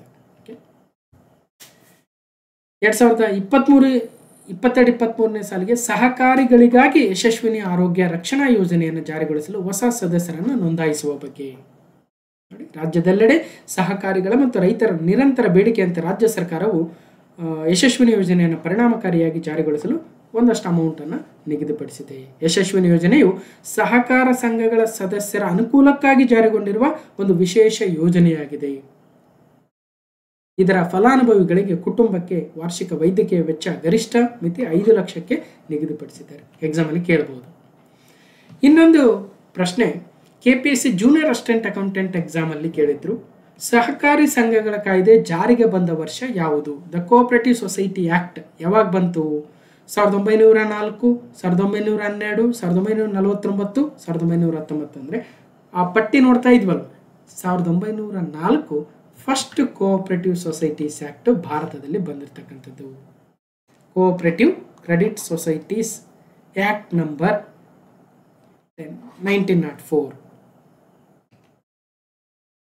ಓಕೆ, ಅದಕ್ಕೋಸ್ಕರ ನಾವು ಕೋಆಪರೇಟಿವ್ ಬಗ್ಗೆ ಮಾತಾಡಬೇಕಾದ್ರೆ pre independence era and post independence era ಅಂತ ಕರಿತೀವಿ. ಪ್ರೀ ಇಂಡಿಪೆಂಡೆನ್ಸ್ ಎರಾದಲ್ಲಿ 1904 ಫಸ್ಟ್ ಆ್ಯಕ್ಟು, 1912ರಲ್ಲಿ ಅದರ ಮಾಡಿಫೈಡ್ ಆ್ಯಕ್ಟ್ ಬರುತ್ತೆ. ನಂತರದಲ್ಲಿ ಏನೇನಾಯಿತು ಅಂತ ಮುಂದೆ ಹಿಸ್ಟ್ರಿ ಇದೆ, ಹೇಳ್ತೀನಿ ನಾನು. ಸದ್ಯಕ್ಕೆ ಪ್ರಶ್ನೆ ಏನು ಕೇಳಿದರೆ, ಸಹಕಾರಿ ಸಂಘಗಳ ಕಾಯ್ದೆ ಜಾರಿಗೆ ಬಂದ ವರ್ಷ ಯಾವುದು ಅಂದರೆ 1904. ಪಂಚವಾರ್ಷಿಕ ಯೋಜನೆಗಳಲ್ಲಿ ಯಾವ ಯೋಜನೆಯಲ್ಲಿ ಏನೇನು ತಂದರು ಮುಂದೆ ನೋಡೋಣ. Cooperative credit societies act 1904. Okay, Edward Law ಅವರು ರೆಕಮೆಂಡ್ ಮಾಡಿದ್ರಂತೆ. ಅದರ ಪ್ರಕಾರ ಇವೆಲ್ಲ ತಂದಿದ್ದಾರೆ. ನೋಡೋಣ ಮುಂದೆ ಇನ್ನೂ ಭಾಳ ಡೀಟೇಲ್ಸ್ ಇದಾವೆ, ಮಾತಾಡೋಣ. ನೆಕ್ಸ್ಟು KPSC ಕಮರ್ಷಿಯಲ್ ಟ್ಯಾಕ್ಸ್ ಇನ್ಸ್ಪೆಕ್ಟ್ರಲ್ಲಿ ಕೇಳಿದರು, ಕರ್ನಾಟಕ ಯಶಸ್ವಿನಿ ಆರೋಗ್ಯ ವಿಮಾ ಯೋಜನೆ ಈ ಕೆಳಗಿನ ಯಾವುದಕ್ಕೆ ಸಂಬಂಧಿಸಿದೆ? Which of the following related to the Karnataka Yashasvini health insurance scheme? ಸರಿಯಾದ ಉತ್ತರ ರೈತರ ಸಹಕಾರಿ ಆರೋಗ್ಯ ರಕ್ಷಣಾ ಯೋಜನೆ, cooperative farmers health care scheme ಆಗುತ್ತೆ. ಆಲ್ರೆಡಿ ನೋಡಿದ್ವಿ ಯಶಸ್ವಿನಿ ಯೋಜನೆ ಯಾರಿಗೆ ಸಂಬಂಧಿಸಿದೆ ಅಂತ. ಇನ್ನು RTO ಮೋಟರ್ ವೆಹಿಕಲ್ ಇನ್ಸ್ಪೆಕ್ಟರಲ್ಲಿ ಮತ್ತೊಂದಿತ್ತು, who regulates the registration and other activities of a cooperative society in Karnataka. ಈಗ ಒಂದು 10 ಜನ ಸೇರಿ ತಮ್ಮದೇ ಆಗಿರ್ತಕ್ಕಂಥ ಸಹಕಾರಿ ಸಂಘವನ್ನು ಸ್ಥಾಪಿಸಬೇಕು ಅಂತ ಹೋದರೆ ಅವರು ಎಲ್ಲಿ ರಿಜಿಸ್ಟರ್ ಮಾಡಬೇಕು? ಏನು ನಬಾರ್ಡ್ ಅಲ್ಲ, SBI ಬ್ಯಾಂಕ್ ಅಲ್ಲ, ಲ್ಯಾಂಡ್ ಡೆವಲಪ್ಮೆಂಟ್ ಬ್ಯಾಂಕ್ಸ್ ಅಲ್ಲ, RCS ಅಂದರೆ ರಿಜಿಸ್ಟ್ರಾರ್ ಆಫ್ ಕೋಆಪರೇಟಿವ್ ಸೊಸೈಟೀಸ್ ಅಲ್ಲ, ಅಂದರೆ RCS ಅಲ್ಲಿ ಹೋಗಿ ರಿಜಿಸ್ಟರ್ ಮಾಡಬೇಕಾಗುತ್ತೆ. ನಮ್ಮದೊಂದು ಕೋಆಪರೇಟಿವ್ ಸೊಸೈಟಿಯನ್ನು ಸ್ಥಾಪನೆ ಮಾಡ್ತಾ ಇದ್ದೀವಿ, ನಾವು 10 ಜನ ಇದ್ದೀವಿ, 20 ಜನ ಇದ್ದೀವಿ, 100 ಜನ ಇದ್ದೀವಿ, ಇಷ್ಟಿಷ್ಟು ಶೇರ್ ಆಗ್ತಾ ಇದ್ದೀವಿ, ಇಂಥ ಉದ್ದೇಶಕ್ಕಾಗಿ ಇದನ್ನು ಓಪನ್ ಮಾಡ್ತಾ ಇದ್ದೀವಿ, ನಾವೆಲ್ಲ 18 ವರ್ಷ ಮೇಲ್ಪಟ್ಟವ್ರು ಇದ್ದೀವಿ. ಸೊ ಅದೆಲ್ಲ ಏನು ಕಂಡೀಷನ್ಸ್ ಇದೆ, ಹೋಗಿ ರಿಜಿಸ್ಟರ್ ಮಾಡಬೇಕು. Registrar of cooperative societies, RCS ಅಂತ ಕರಿತೀವಿ. ಮತ್ತೊಂದು ಪ್ರಶ್ನೆ ಮೋಟಾರ್ ವೆಹಿಕಲ್ ಇನ್ಸ್ಪೆಕ್ಟರ್ ಅಲ್ಲಿ, the required number of members are quorum for the right to vote in a general meeting of the cooperative. ಈಗ ಕೋಆಪರೇಟಿವ್ ಸೊಸೈಟಿ ಇದೆ, ಒಂದು 50 ಜನ ಬೇಡ 100 ಜನ ಇದ್ದಾರೆ. ಅದರಲ್ಲಿ ಆ 100 ಜನದ್ದು RCS ಹತ್ರ, ರಿಜಿಸ್ಟ್ರಾರ್ ಆಫ್ ಕೋಆಪರೇಟಿವ್ ಸೊಸೈಟೀಸ್ ಹತ್ರ ಹೋಗಿ ರಿಜಿಸ್ಟರ್ ಮಾಡಿದರು. ಪ್ರತಿ ವರ್ಷ ಒಂದು ಮೀಟಿಂಗ್ ಆಗಬೇಕು.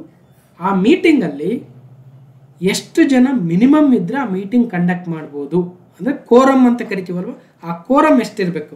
ಸಹಕಾರಿ ಸಾಮಾನ್ಯ ಸಭೆಗೆ ಅವಶ್ಯಕವಾದ ಸದಸ್ಯರ ಸಂಖ್ಯೆ, ಕೋರಮ್ ಮತದಾನದ ಹಕ್ಕುಳ್ಳ ಸದಸ್ಯರ ಎಷ್ಟು ಪರ್ಸೆಂಟೇಜ್ ಇರತಕ್ಕದ್ದು?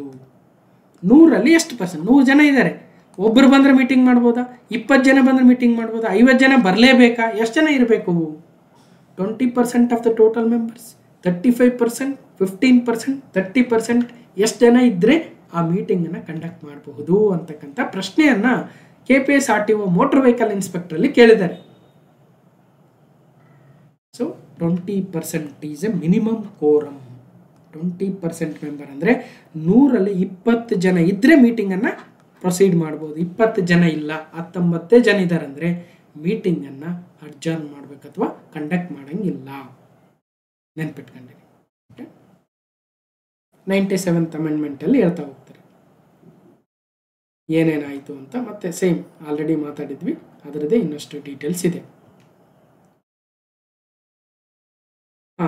ಆ ಒಂದು ಅಮೆಂಡ್ಮೆಂಟಲ್ಲಿ 13 ಆರ್ಟಿಕಲ್ಸಲ್ಲಿ ಏನು ಹೇಳ್ತಾ ಇದ್ರು, ಆ 13 ಆರ್ಟಿಕಲ್ಸಲ್ಲಿ ZN ಅಲ್ಲಿ 243 ZH ಇಂದ 243 ZT ವರೆಗಿನ ಆರ್ಟಿಕಲ್ಸ್ ಇದಾವೆ ಅಂತ ಹೇಳಿದ್ವಿ. ಅದನ್ನು ಮುಂದೆ ಕವರ್ ಮಾಡ್ತೀನಿ. ಈ article one particular article ZN ಅಲ್ಲಿ, the state legislative may provide that the annual general body meeting of every cooperative society shall be convened within a period of 6 months of the close of the financial year. ಒಂದು ಆರ್ಥಿಕ ವರ್ಷ ಮುಕ್ತಾಯವಾಗಿದೆ. ಆ ಆರ್ಥಿಕ ವರ್ಷ ಮುಕ್ತಾಯ ಆಗಿ March 31ಕ್ಕೆ ಮುಕ್ತಾಯ ಆಗಿದೆ ಅಂದರೆ ಅಲ್ಲಿಂದ ಹಿಡಿದು 6 ತಿಂಗಳ ಒಳಗಡೆ, 6 ತಿಂಗಳು ಪೂರ್ಣಗೊಳ್ಳುವ ಮುನ್ನವೇ ಒಂದು ಸಹಕಾರಿ ಸಂಘದ ಸಾಮಾನ್ಯ ಸಭೆಯನ್ನು ಕರೆದು ಸಾಮಾನ್ಯ ಸಭೆಯನ್ನು ನಡೆಸಬೇಕು ಅಂತ ರಾಜ್ಯ ಶಾಸಕಾಂಗ ಕಾನೂನನ್ನು ಮಾಡಬಹುದು ಅಂತ article 243 ZN cooperative societies part 9B ಅಲ್ಲಿ ಹೇಳುತ್ತೆ. Quorum in cooperative society meetings is 20%. So ಅಂದರೆ 1/5. 1/5 ಅಂದರೂ ಅಷ್ಟೇ, 20% ಅಂದರೂ ಅಷ್ಟೇ. 20% ಅಂದ್ರೇನು? 20 ಡಿವೈಡೆಡ್ ಬೈ 100. ಈ 0 ಹೋಗಲಿ, 2 1 2 ಇಲ್ಲೇ. So 1/5. 1/5 of the total number of delegates. Okay, ಆ ಕೋರಮ್ ಇಲ್ಲ ಅಂದರೆ ಯಾವುದೇ ಡಿಸ್ಕಷನ್ ಮಾಡಂಗಿಲ್ಲ, ಯಾವುದೇ ಮೀಟಿಂಗನ್ನು ಮಾಡಂಗಿಲ್ಲ. ಓಕೆ, ಮತ್ತೊಂದು ಪ್ರಶ್ನೆ, ರಾಜ್ಯ ಸಹಕಾರಿ ವಲಯದ ಮತಕ್ಷೇತ್ರವಾರು ಚುನಾಯಿಸಬೇಕಾದ ನಿರ್ದೇಶಕರ ಸಂಖ್ಯೆ ಕೆಳಗಿನ ಯಾವ ಕಂದಾಯ ಜಿಲ್ಲೆಗಳನ್ನು ಒಳಗೊಂಡಿರುತ್ತದೆ? The number of directors to be elected reason wise in Karnataka state cooperative sector consist of which of the revenue districts? Belagavi, Gulbarga, Mysuru, Bengaluru. ಅಂದರೆ ಎಲ್ಲ ಜಿಲ್ಲೆಗಳು, ಎಲ್ಲ ವಲಯಗಳು ಸೇರ್ಕೊಳ್ತವೆ. ಯಾಕಂದರೆ ಕರ್ನಾಟಕ ಸ್ಟೇಟ್ ಕೋಆಪರೇಟಿವ್ ಸೆಕ್ಟ್ರಲ್ಲಿ ನಾವು ಒಂದು ವಲಯನ ಇಟ್ಕೊಂಡು ಇನ್ನೊಂದು ವಲಯನ ಬಿಡಂಗಿಲ್ವಲ್ಲ. ಸೊ ಎಲ್ಲ ಜಿಲ್ಲೆಗಳ ರೆಪ್ರೆಸೆಂಟೇಟಿವ್ಸ್ ಕೂಡ ಇರಬೇಕಾಗುತ್ತೆ if it is a state wide cooperative society ಆಗಿದ್ದರೆ. Okay, election of the members of the board 243 ZK ಅಲ್ಲಿ ಹೇಳ್ತಾ ಹೋಗ್ತಾರೆ. The election of a board shall be conducted before the expiry of the term of the board so as to ensure that the newly elected members assume the office immediately on the expiry of the term of the office members of the outgoing board. ಅಂದರೆ ಈಗ already ಒಂದು board ಇದೆ, ಆ ಬೋರ್ಡಲ್ಲಿ ಅಧ್ಯಕ್ಷರು, ಸದಸ್ಯರು, ಪದಾಧಿಕಾರಿಗಳೇನಿದ್ದಾರೆ ಅವರ ಅಧಿಕಾರಾವಧಿ ಮುಗಿಯ ಮುಂಚೆನೇ election ಮಾಡಿ ಅವರ ಅಧಿಕಾರಾವಧಿ ಮುಗಿದ ತಕ್ಷಣ ಇವರು ಬಂದು ಆ ಪ್ಲೇಸನ್ನು ಆಕ್ಯುಪೈ ಮಾಡಬಹುದು ಅಂತ ಹೇಳ್ತಾರೆ. ಪ್ರಸ್ತುತ ಮಂಡಳಿಯ ಅಧಿಕಾರಾವಧಿ ಪೂರ್ಣಗೊಳ್ಳುವುದಕ್ಕಿಂತ ಮುಂಚಿತವಾಗಿಯೇ ಮೊದಲೇ ಹೊಸ ಮಂಡಳಿಯ ಚುನಾವಣೆಯನ್ನು ನಡೆಸಬೇಕು. ಇದರಿಂದ ನಿರ್ಗಮಿಸಲಿರುವ ಮಂಡಳಿಯ ಸದಸ್ಯರ ಅಧಿಕಾರಾವಧಿ ಪೂರ್ಣಗೊಂಡ ತಕ್ಷಣ ಅಧಿಕಾರ ವಹಿಸಿಕೊಳ್ಳಲು ಹೊಸದಾಗಿ ಚುನಾಯಿಸಲ್ಪಟ್ಟ ಸದಸ್ಯರಿಗೆ ಸಾಧ್ಯವಾಗುತ್ತೆ ಅಂತ ಆರ್ಟಿಕಲ್ 243 ZK ಹೇಳುತ್ತೆ. ಸಹಕಾರಿ ಸಂಘಗಳ ಮತದಾರ ಪಟ್ಟಿಯ ಸಿದ್ಧತೆ, ಚುನಾವಣೆಗಳನ್ನು ನಡೆಸುವುದರ ಮೇಲ್ವಿಚಾರಣೆ, ನಿರ್ದೇಶನ, ನಿಯಂತ್ರಣವು ರಾಜ್ಯ ಶಾಸಕಾಂಗ ತನ್ನ ಶಾಸನದ ಮೂಲಕ ರಚಿಸುವ ಸಂಸ್ಥೆಯಲ್ಲಿ ನೆಲೆಸಿರತಕ್ಕದ್ದು ಅಂತ ಆರ್ಟಿಕಲ್ 243 ZK ಹೇಳುತ್ತೆ. ಅದಕ್ಕೋಸ್ಕರ 1959 ಕರ್ನಾಟಕ ಕೋಆಪರೇಟಿವ್ ಆ್ಯಕ್ಟ್ ಪ್ರಕಾರ, 1997 ಕರ್ನಾಟಕ ಸೌಹಾರ್ದ ಕೋಆಪರೇಟಿವ್ ಆ್ಯಕ್ಟ್ ಪ್ರಕಾರ ಒಂದು ಕೋಆಪರೇಟಿವ್ ಎಲೆಕ್ಷನ್ ಅಥಾರಿಟಿಯನ್ನು ನಮ್ಮ ರಾಜ್ಯದಲ್ಲಿ ಒಂದು ಇಂಡಿಪೆಂಡೆಂಟ್ ಬಾಡಿಯನ್ನು ರಚನೆ ಮಾಡಬಹುದು ಅಂತ ಹೇಳ್ತಕ್ಕಂಥದ್ದು ಆರ್ಟಿಕಲ್ 243 ZK. ಮಾಡಿರ್ತಕ್ಕಂಥದ್ದು ಆಯಾ ರಾಜ್ಯಗಳ ಸೊಸೈಟೀಸ್ ಆ್ಯಕ್ಟ್ ಆಗುತ್ತೆ. ಓಕೆ, ನೋಡಿ, ಕರ್ನಾಟಕ ಕೋಆಪರೇಟಿವ್ ಸೊಸೈಟೀಸ್ ರೂಲ್ಸ್ 1960 ಏನು ಹೇಳುತ್ತೆ? ಕೋಆಪರೇಟಿವ್ ಎಲೆಕ್ಷನ್ ಕಮಿಷನ್ ಅಂತ ಹೇಳ್ತಾ ಹೋಗ್ತಾರೆ. ಮತ್ತು ಅದರಲ್ಲಿ number of directors to be elected at the general election in respect of the cooperative society ಅಂತ ಹೇಳ್ತಾ ಬಹಳ ಡೀಟೇಲ್ಸ್ ಇದೆ. ಮತ್ತು ಯಾವ್ಯಾವ ರೀಜನಲ್ಲಿ ಯಾವ್ಯಾವ ಜಿಲ್ಲೆಗಳು ಬರ್ತವೆ ಅಂತ ಹೇಳ್ತಾರೆ. State shall be divided into 4 regions with many districts. ಈಗ ಗುಲ್ಬರ್ಗ ರೀಜನ್ ಅಂದರೆ ಗುಲ್ಬರ್ಗ, ಯಾದಗಿರಿ, ರಾಯಚೂರು, ಕೊಪ್ಪಳ, ಬಳ್ಳಾರಿ, ಬೀದರ್ ಮತ್ತು ಈಗ ವಿಜಯನಗರ ಜಿಲ್ಲೆ ಸೇರ್ಕೊಳ್ಳುತ್ತೆ. ಬೇರೆ ಬೇರೆ ರೀಜನ್ಸ್ ಇಂದ ಕೂಡ ಅಂದರೆ the number of directors to be elected by the representatives from each region at the general election of the board of such a cooperative society shall be nearly as possible in a proportion of the number of members in the respective regions, but however there shall not be more than one director from each district. ಅಂದರೆ ಆಯಾ representatives ಆ cooperative ಸೊಸೈಟಿಲಿ ಎಷ್ಟು ಜನ ಇದ್ದಾರೆ ಅನ್ನೋದ್ರ ಮೇಲೆ ಮೆಂಬರ್ಸನ್ನು ಆಯ್ಕೆ ಮಾಡ್ತಾರಂತೆ, ಡೈರೆಕ್ಟರ್ಸನ್ನು. ಬಟ್ ಅಟ್ಲೀಸ್ಟ್ ಒಬ್ಬ ಡೈರೆಕ್ಟರ್ ಆದರೂ ಒಂದು ಜಿಲ್ಲೆಯಿಂದ ಇರಬೇಕು ಅಂತ ಹೇಳ್ತಾ ಇದ್ದಾರೆ.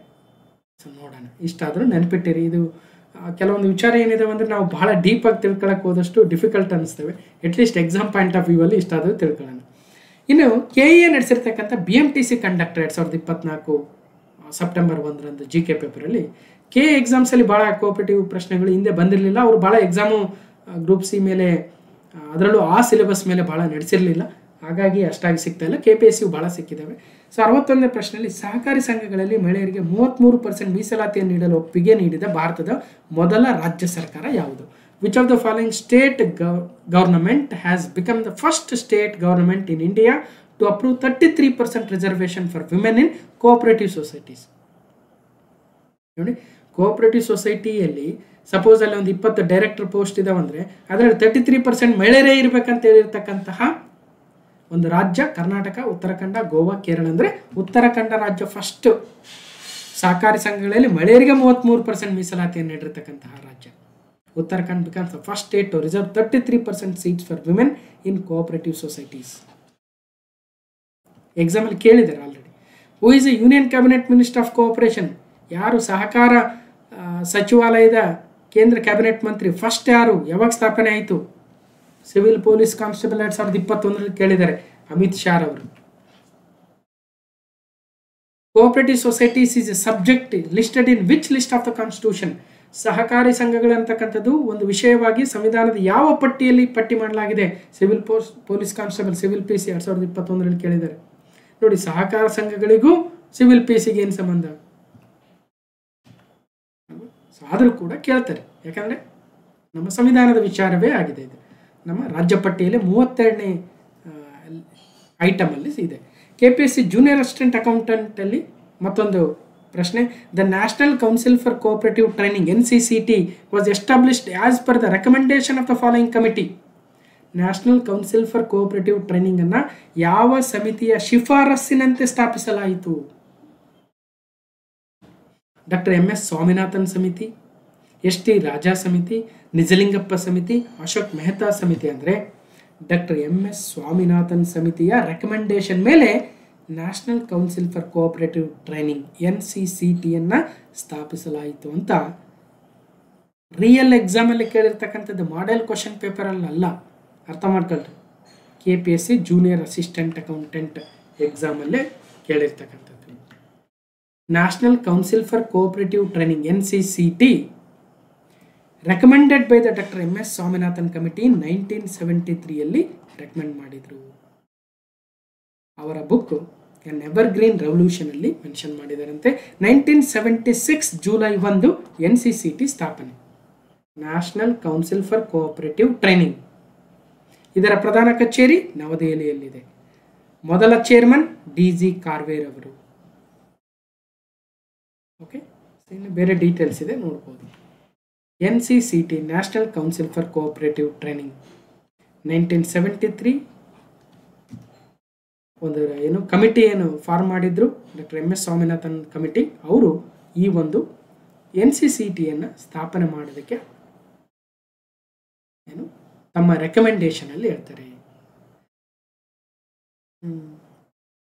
ನೋಡೋಣ ಇದ್ರ ಬಗ್ಗೆ ಮುಂದೆ ಇದೆ ಅದರ ಉದ್ದೇಶ ಏನಂತ ಹೇಳೋಣ. ಅಂದ್ರೆ ಮೋಸ್ಟ್ಲಿ ಸಹಕಾರಿ ವಲಯದಲ್ಲಿರ್ತಕ್ಕಂಥವ್ರಿಗೆ ಒಂದು ಟ್ರೈನಿಂಗ್ ಅನ್ನು ಕೊಡೋದಕ್ಕೆ ಈ ಒಂದು ರೆಕಮೆಂಡೇಶನ್ ಮಾಡ್ತಾರೆ MS ಸ್ವಾಮಿನಾಥನ್ ಅವರು.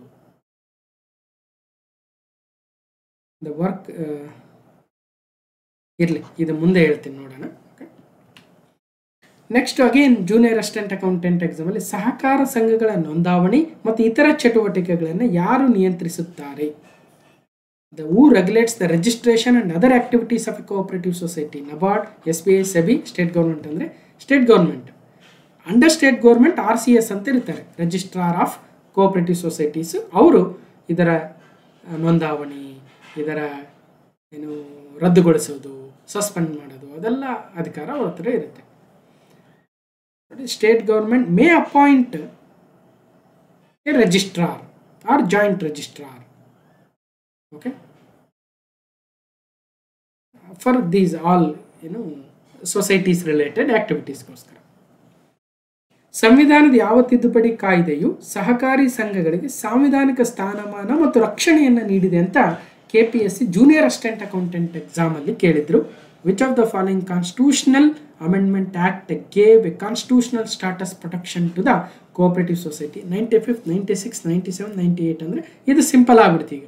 ಯಾಕಂದರೆ ಒಂದು ವಿಚಾರದ ಮೇಲೆ ನಾವು ಡೀಪ್ ಆ್ಯಂಡ್ ಡಿಗ್ ಮಾಡಿದಾಗ ಅದ್ರ ಮೇಲಿನ ವಿಚಾರ ಈಸಿ ಅನಿಸ್ಬಿಡುತ್ತೆ ಅಲ್ರಿ. 97th ಅಮೆಂಡ್ಮೆಂಟು, ಆ ಆ್ಯಕ್ಟು, ಈ ಆ್ಯಕ್ಟ್ ಅಂತ ತಿಳ್ಕೊಳ್ತಾ ಹೋದಂತೆ ಸಹಕಾರಿ ಸಂಘಗಳ ಬಗ್ಗೆ ಸಂವಿಧಾನಿಕ ಸ್ಥಾನಮಾನ ಕೊಟ್ಟಿರೋದು 97th ಅಮೆಂಡ್ಮೆಂಟು 2011 ಅನ್ನೋದು ಭಾಳ ಈಸಿ ಆಗೋಯಿತು.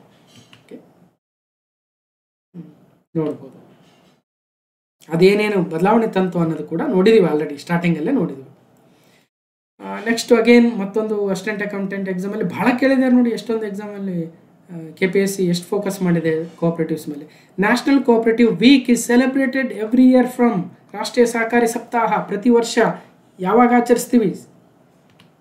ನವೆಂಬರ್ 14ರಿಂದ 20 ಅಂತೆ. ನವೆಂಬರ್ 14ರಿಂದ 20 ಪ್ರತಿ ವರ್ಷ ನ್ಯಾಷನಲ್ ಕೋಆಪರೇಟಿವ್ ವೀಕ್, ರಾಷ್ಟ್ರೀಯ ಸಹಕಾರಿ ಸಪ್ತಾಹ. ಇನ್ನು KA, BMTC, KKRTC ಎಕ್ಸಾಮಲ್ಲಿ ಭಾರತದಲ್ಲಿ ಮೊದಲ ಸಹಕಾರಿ ಕಾನೂನನ್ನು ಯಾವಾಗ ಪರಿಚಯಿಸಲಾಯಿತು? 1904. ಮತ್ತೊಂದು, the board of a cooperative society can be superseded or kept under suspension if. ಅಂದರೆ ಒಂದು ಬೋರ್ಡು, ಕೋಆಪರೇಟಿವ್ ಸೊಸೈಟಿಯ ಬೋರ್ಡ್ ಏನಿರುತ್ತೆ, ಆ ಬೋರ್ಡ್ ಎಲೆಕ್ಟೆಡ್ ಬೋರ್ಡ್ ಏನಿರುತ್ತೆ ಅದನ್ನು ಸೂಪರ್ಸೀಡ್ ಮಾಡ್ಬೋದು ಅಥವಾ ಸಸ್ಪೆಂಡ್ ಮಾಡ್ಬೋದು. ಯಾವ ಸಂದರ್ಭದಲ್ಲಿ ಅಂತ UPSCಯ EPFO, EO, AO 2023ಯಲ್ಲಿ ಕೇಳಿದ್ದಾರೆ ನೋಡಿ. ನಾವು ಕೇವಲ ರಾಜ್ಯ ಸರ್ಕಾರದಷ್ಟೇ ಅಲ್ಲ, ಕೇಂದ್ರ ಸರ್ಕಾರದ ಹಲವು ಪರೀಕ್ಷೆಗಳ ಪ್ರಶ್ನೆ ಪತ್ರಿಕೆಗಳನ್ನು ನೋಡಿ ಡಿಸ್ಕಷನ್ ಮಾಡ್ತಾ ಇರ್ತಕ್ಕಂಥದ್ದು. ಹಾಗಾದರೆ ಆ ಬೋರ್ಡನ್ನು ಸಸ್ಪೆಂಡ್ ಮಾಡಬೇಕು, ಸೂಪರ್ಸೀಡ್ ಮಾಡಬೇಕಂದ್ರೆ ಯಾವ್ಯಾವ ಕೇಸಲ್ಲಿ? ಕೇಸ್ ನಂಬರ್ 1, 2, 3, 4 ಅಂತಿದೆ. ಆ 4ಅಲ್ಲಿ ಯಾವುದು ಸರಿಯಾದ ಉತ್ತರ ಅಂತ? 1, 2, 3. ಒಂದು, there is a negligence in the performance of the duties. ಆ ಬೋರ್ಡ್ ಆಫ್ ಡೈರೆಕ್ಟರ್ಸ್ ಏನು ಮಾಡಿದ್ದಾರೆ, ತಮ್ಮ ಕಾರ್ಯವನ್ನು, ತಮ್ಮ ಕೆಲಸವನ್ನು ಮಾಡೋದ್ರಲ್ಲಿ ನೆಗ್ಲಿಜೆನ್ಸನ್ನು ತೋರಿಸಿದ್ದಾರೆ. ಅಂದರೆ ಅವ್ರನ್ನ ಸಸ್ಪೆಂಡ್ ಮಾಡ್ಬೋದು, ಸೂಪರ್ಸೀಡ್ ಮಾಡ್ಬೋದು ಆ ಇಡೀ ಸೊಸೈಟಿಯನ್ನು. There is any act prejudicial to the interest of the cooperative society or its members. ಏನಾದರೂ ಅವರು ತಪ್ಪು ಕೆಲಸ ಮಾಡಿದರೆ. The body has failed to conduct elections in accordance with the provisions of the State Act. ಈಗ ನಮ್ಮ ರಾಜ್ಯದಲ್ಲಿ 1959 1997 act ಪ್ರಕಾರ ಅವ್ರು ಎಲೆಕ್ಷನ್ ಕಂಡಕ್ಟ್ ಮಾಡದೆ ಹೋದರೆ ಅವಾಗ ಅದನ್ನು ಸಸ್ಪೆಂಡ್ ಮಾಡ್ಬೋದು, ಸೂಪರ್ಸೀಡ್ ಮಾಡ್ಬೋದು. ಈ 4ನೇ ಹೇಳಿಕೆ ಯಾಕೆ ಆಗಲ್ಲ ಅಂದರೆ there is no government share holdings or loan or financial assistance or any guarantee by the government. ಈಗ ಒಂದು ಕೋಆಪರೇಟಿವ್ ಸೊಸೈಟಿ ಇದೆ, ಅದರಲ್ಲಿ ಗೌರ್ಮೆಂಟ್ ಶೇರ್ ಹೋಲ್ಡಿಂಗ್ಸ್ ಇಲ್ಲ ಅಥವಾ ಅದರಲ್ಲಿ ಯಾವುದೇ ಫೈನಾನ್ಷಿಯಲ್ ಅಸಿಸ್ಟೆನ್ಸ್ ಸರ್ಕಾರ ಕೊಡ್ತಾ ಇಲ್ಲ ಅಂದರೆ ಅದನ್ನು ಸೂಪರ್ಸೀಡ್ ಮಾಡೋಕ್ಕೆ, ಅದನ್ನು ಸಸ್ಪೆಂಡ್ ಮಾಡೋಕ್ಕೆ ಬರೋದಿಲ್ಲ ಅಂತೆ. ಸೊ ಅದಕ್ಕೋಸ್ಕರ 4ನೇದು ಸರಿ ಇಲ್ಲ. Article 243 ZL supersession or suspension of the board and interim management. No board shall be superseded or kept under suspension for a period of exceeding 6 months. 6 ತಿಂಗಳವರೆಗೆ 6 ತಿಂಗಳ ನಂತರ ಕೂಡ ಅದನ್ನು ವಿಸರ್ಜಿಸುವಂತಿಲ್ಲ ಅಥವಾ ಅಮಾನತುಗೊಳಿಸುವಂತಿಲ್ಲ. ಅದರೊಳಗಡೆ ಎಲೆಕ್ಷನ್ ಮಾಡಬೇಕು, ಹೊಸ ಬೋರ್ಡ್ನ ತರಬೇಕಂತ 243 ZL ಹೇಳುತ್ತೆ.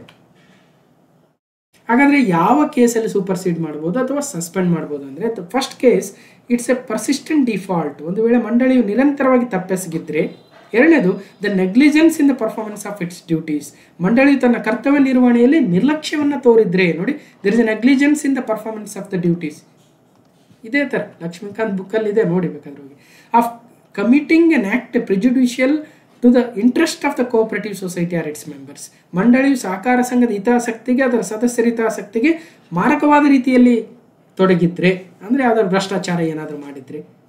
ಸೊ ಇಂಥ ಕೇಸಲ್ಲಿ there being a stalemate in the constitution or functions of the body, the election body having failed to conduct elections in accordance with the provisions of the state act. ಅಂದರೆ ರಾಜ್ಯದ ಅಧಿನಿಯಮಗಳ ಉಪಬಂಧಗಳಿಗೆ ಅನುಗುಣವಾಗಿ ಮಂಡಳಿಯು ಚುನಾವಣೆಯನ್ನು ನಡೆಸಲು ವಿಫಲವಾದರೆ ಅವಾಗ ಅವ್ರಿಗೂ ಸೂಪರ್ಸೀಡ್ ಮಾಡ್ಬೋದು ಅಥವಾ ಆ ಬೋರ್ಡನ್ನು ಸಸ್ಪೆನ್ಷನ್ನಲ್ಲಿ ಇಡಬಹುದು. ಮತ್ತಷ್ಟು ಡೀಟೇಲ್ಸ್ ಇದೆ. ಓಕೆ, ಸೊ ಇಷ್ಟು ಈ ಒಂದು ಸಹಕಾರ ಸಂಘಗಳು, ಕೋಆಪರೇಟಿವ್ ಸೊಸೈಟೀಸ್ ಮೇಲೆ ಮೊದಲ ಭಾಗವಾಗಿತ್ತು. KPSC KE ಪಠ್ಯಕ್ರಮಕ್ಕೆ ಅನುಗುಣವಾಗಿ ಇವತ್ತು ಸಹಕಾರ ಸಂಘಗಳ ಮೇಲೆ ಬೇರೆ ಬೇರೆ ಪರೀಕ್ಷೆಗಳಲ್ಲಿ ಯಾವ ರೀತಿಯಾಗಿರ್ತಕ್ಕಂತಹ ಪ್ರಶ್ನೆಗಳು ಬಂದಿದ್ದಾವೆ, ಅದಕ್ಕೆ ತಕ್ಕಂತೆ ನಾವು ಏನೇನು ರೆಡಿ ಆಗಬೇಕು ಅಂತ ಮುಂದೆ ಇನ್ನಷ್ಟು ಸಾಕಷ್ಟು ಮಾಹಿತಿ ಇದೆ. ಪೋಸ್ಟ್ ಇಂಡಿಪೆಂಡೆನ್ಸ್, ಪ್ರೀ ಇಂಡಿಪೆಂಡೆನ್ಸ್, ಕರ್ನಾಟಕದಲ್ಲಿ ಸಹಕಾರಿ ಸಂಘಗಳು, ಭಾರತದಲ್ಲಿ ಸಹಕಾರಿ ಸಂಘಗಳು, ಮತ್ತಷ್ಟು ಬೇರೆ ಬೇರೆ UPSC ಲೆವೆಲ್ ಪೇಪರು, ನಮ್ಮ KPSC KE ಲೆವೆಲ್ ಪೇಪರ್ಗಳಲ್ಲಿ ಏನೇನು ಬಂದಿದ್ದಾವೆ ಅಂತ ನೋಡ್ತಾ ಹೋಗೋಣ.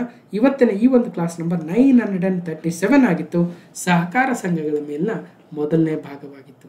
ಹೇಗನ್ನಿಸ್ತು ಅಂತ ಕಮೆಂಟ್ ಮೂಲಕ ತಿಳಿಸಿ, ಮತ್ತು ಈ ವಿಡಿಯೋಗೊಂದು ಲೈಕ್ ಮಾಡಿ, ಶೇರ್ ಮಾಡಿ, ಸಬ್ಸ್ಕ್ರೈಬ್ ಮಾಡಿ ಅಂತ ತಮ್ಮಲ್ಲಿ ವಿನಂತಿಸ್ಕೊಳ್ತಾ ಈ ವಿಡಿಯೋನ ಕಂಪ್ಲೀಟಾಗಿ ನೋಡಿರ್ತಕ್ಕಂಥ ಎಲ್ರಿಗೂ ಧನ್ಯವಾದಗಳು. ಮತ್ತೆ ಮುಂದಿನ ವಿಡಿಯೋದಲ್ಲಿ ಸಿಗ್ತೇನೆ ಅಂತ ಹೇಳ್ತಾ ಥ್ಯಾಂಕ್ ಯು.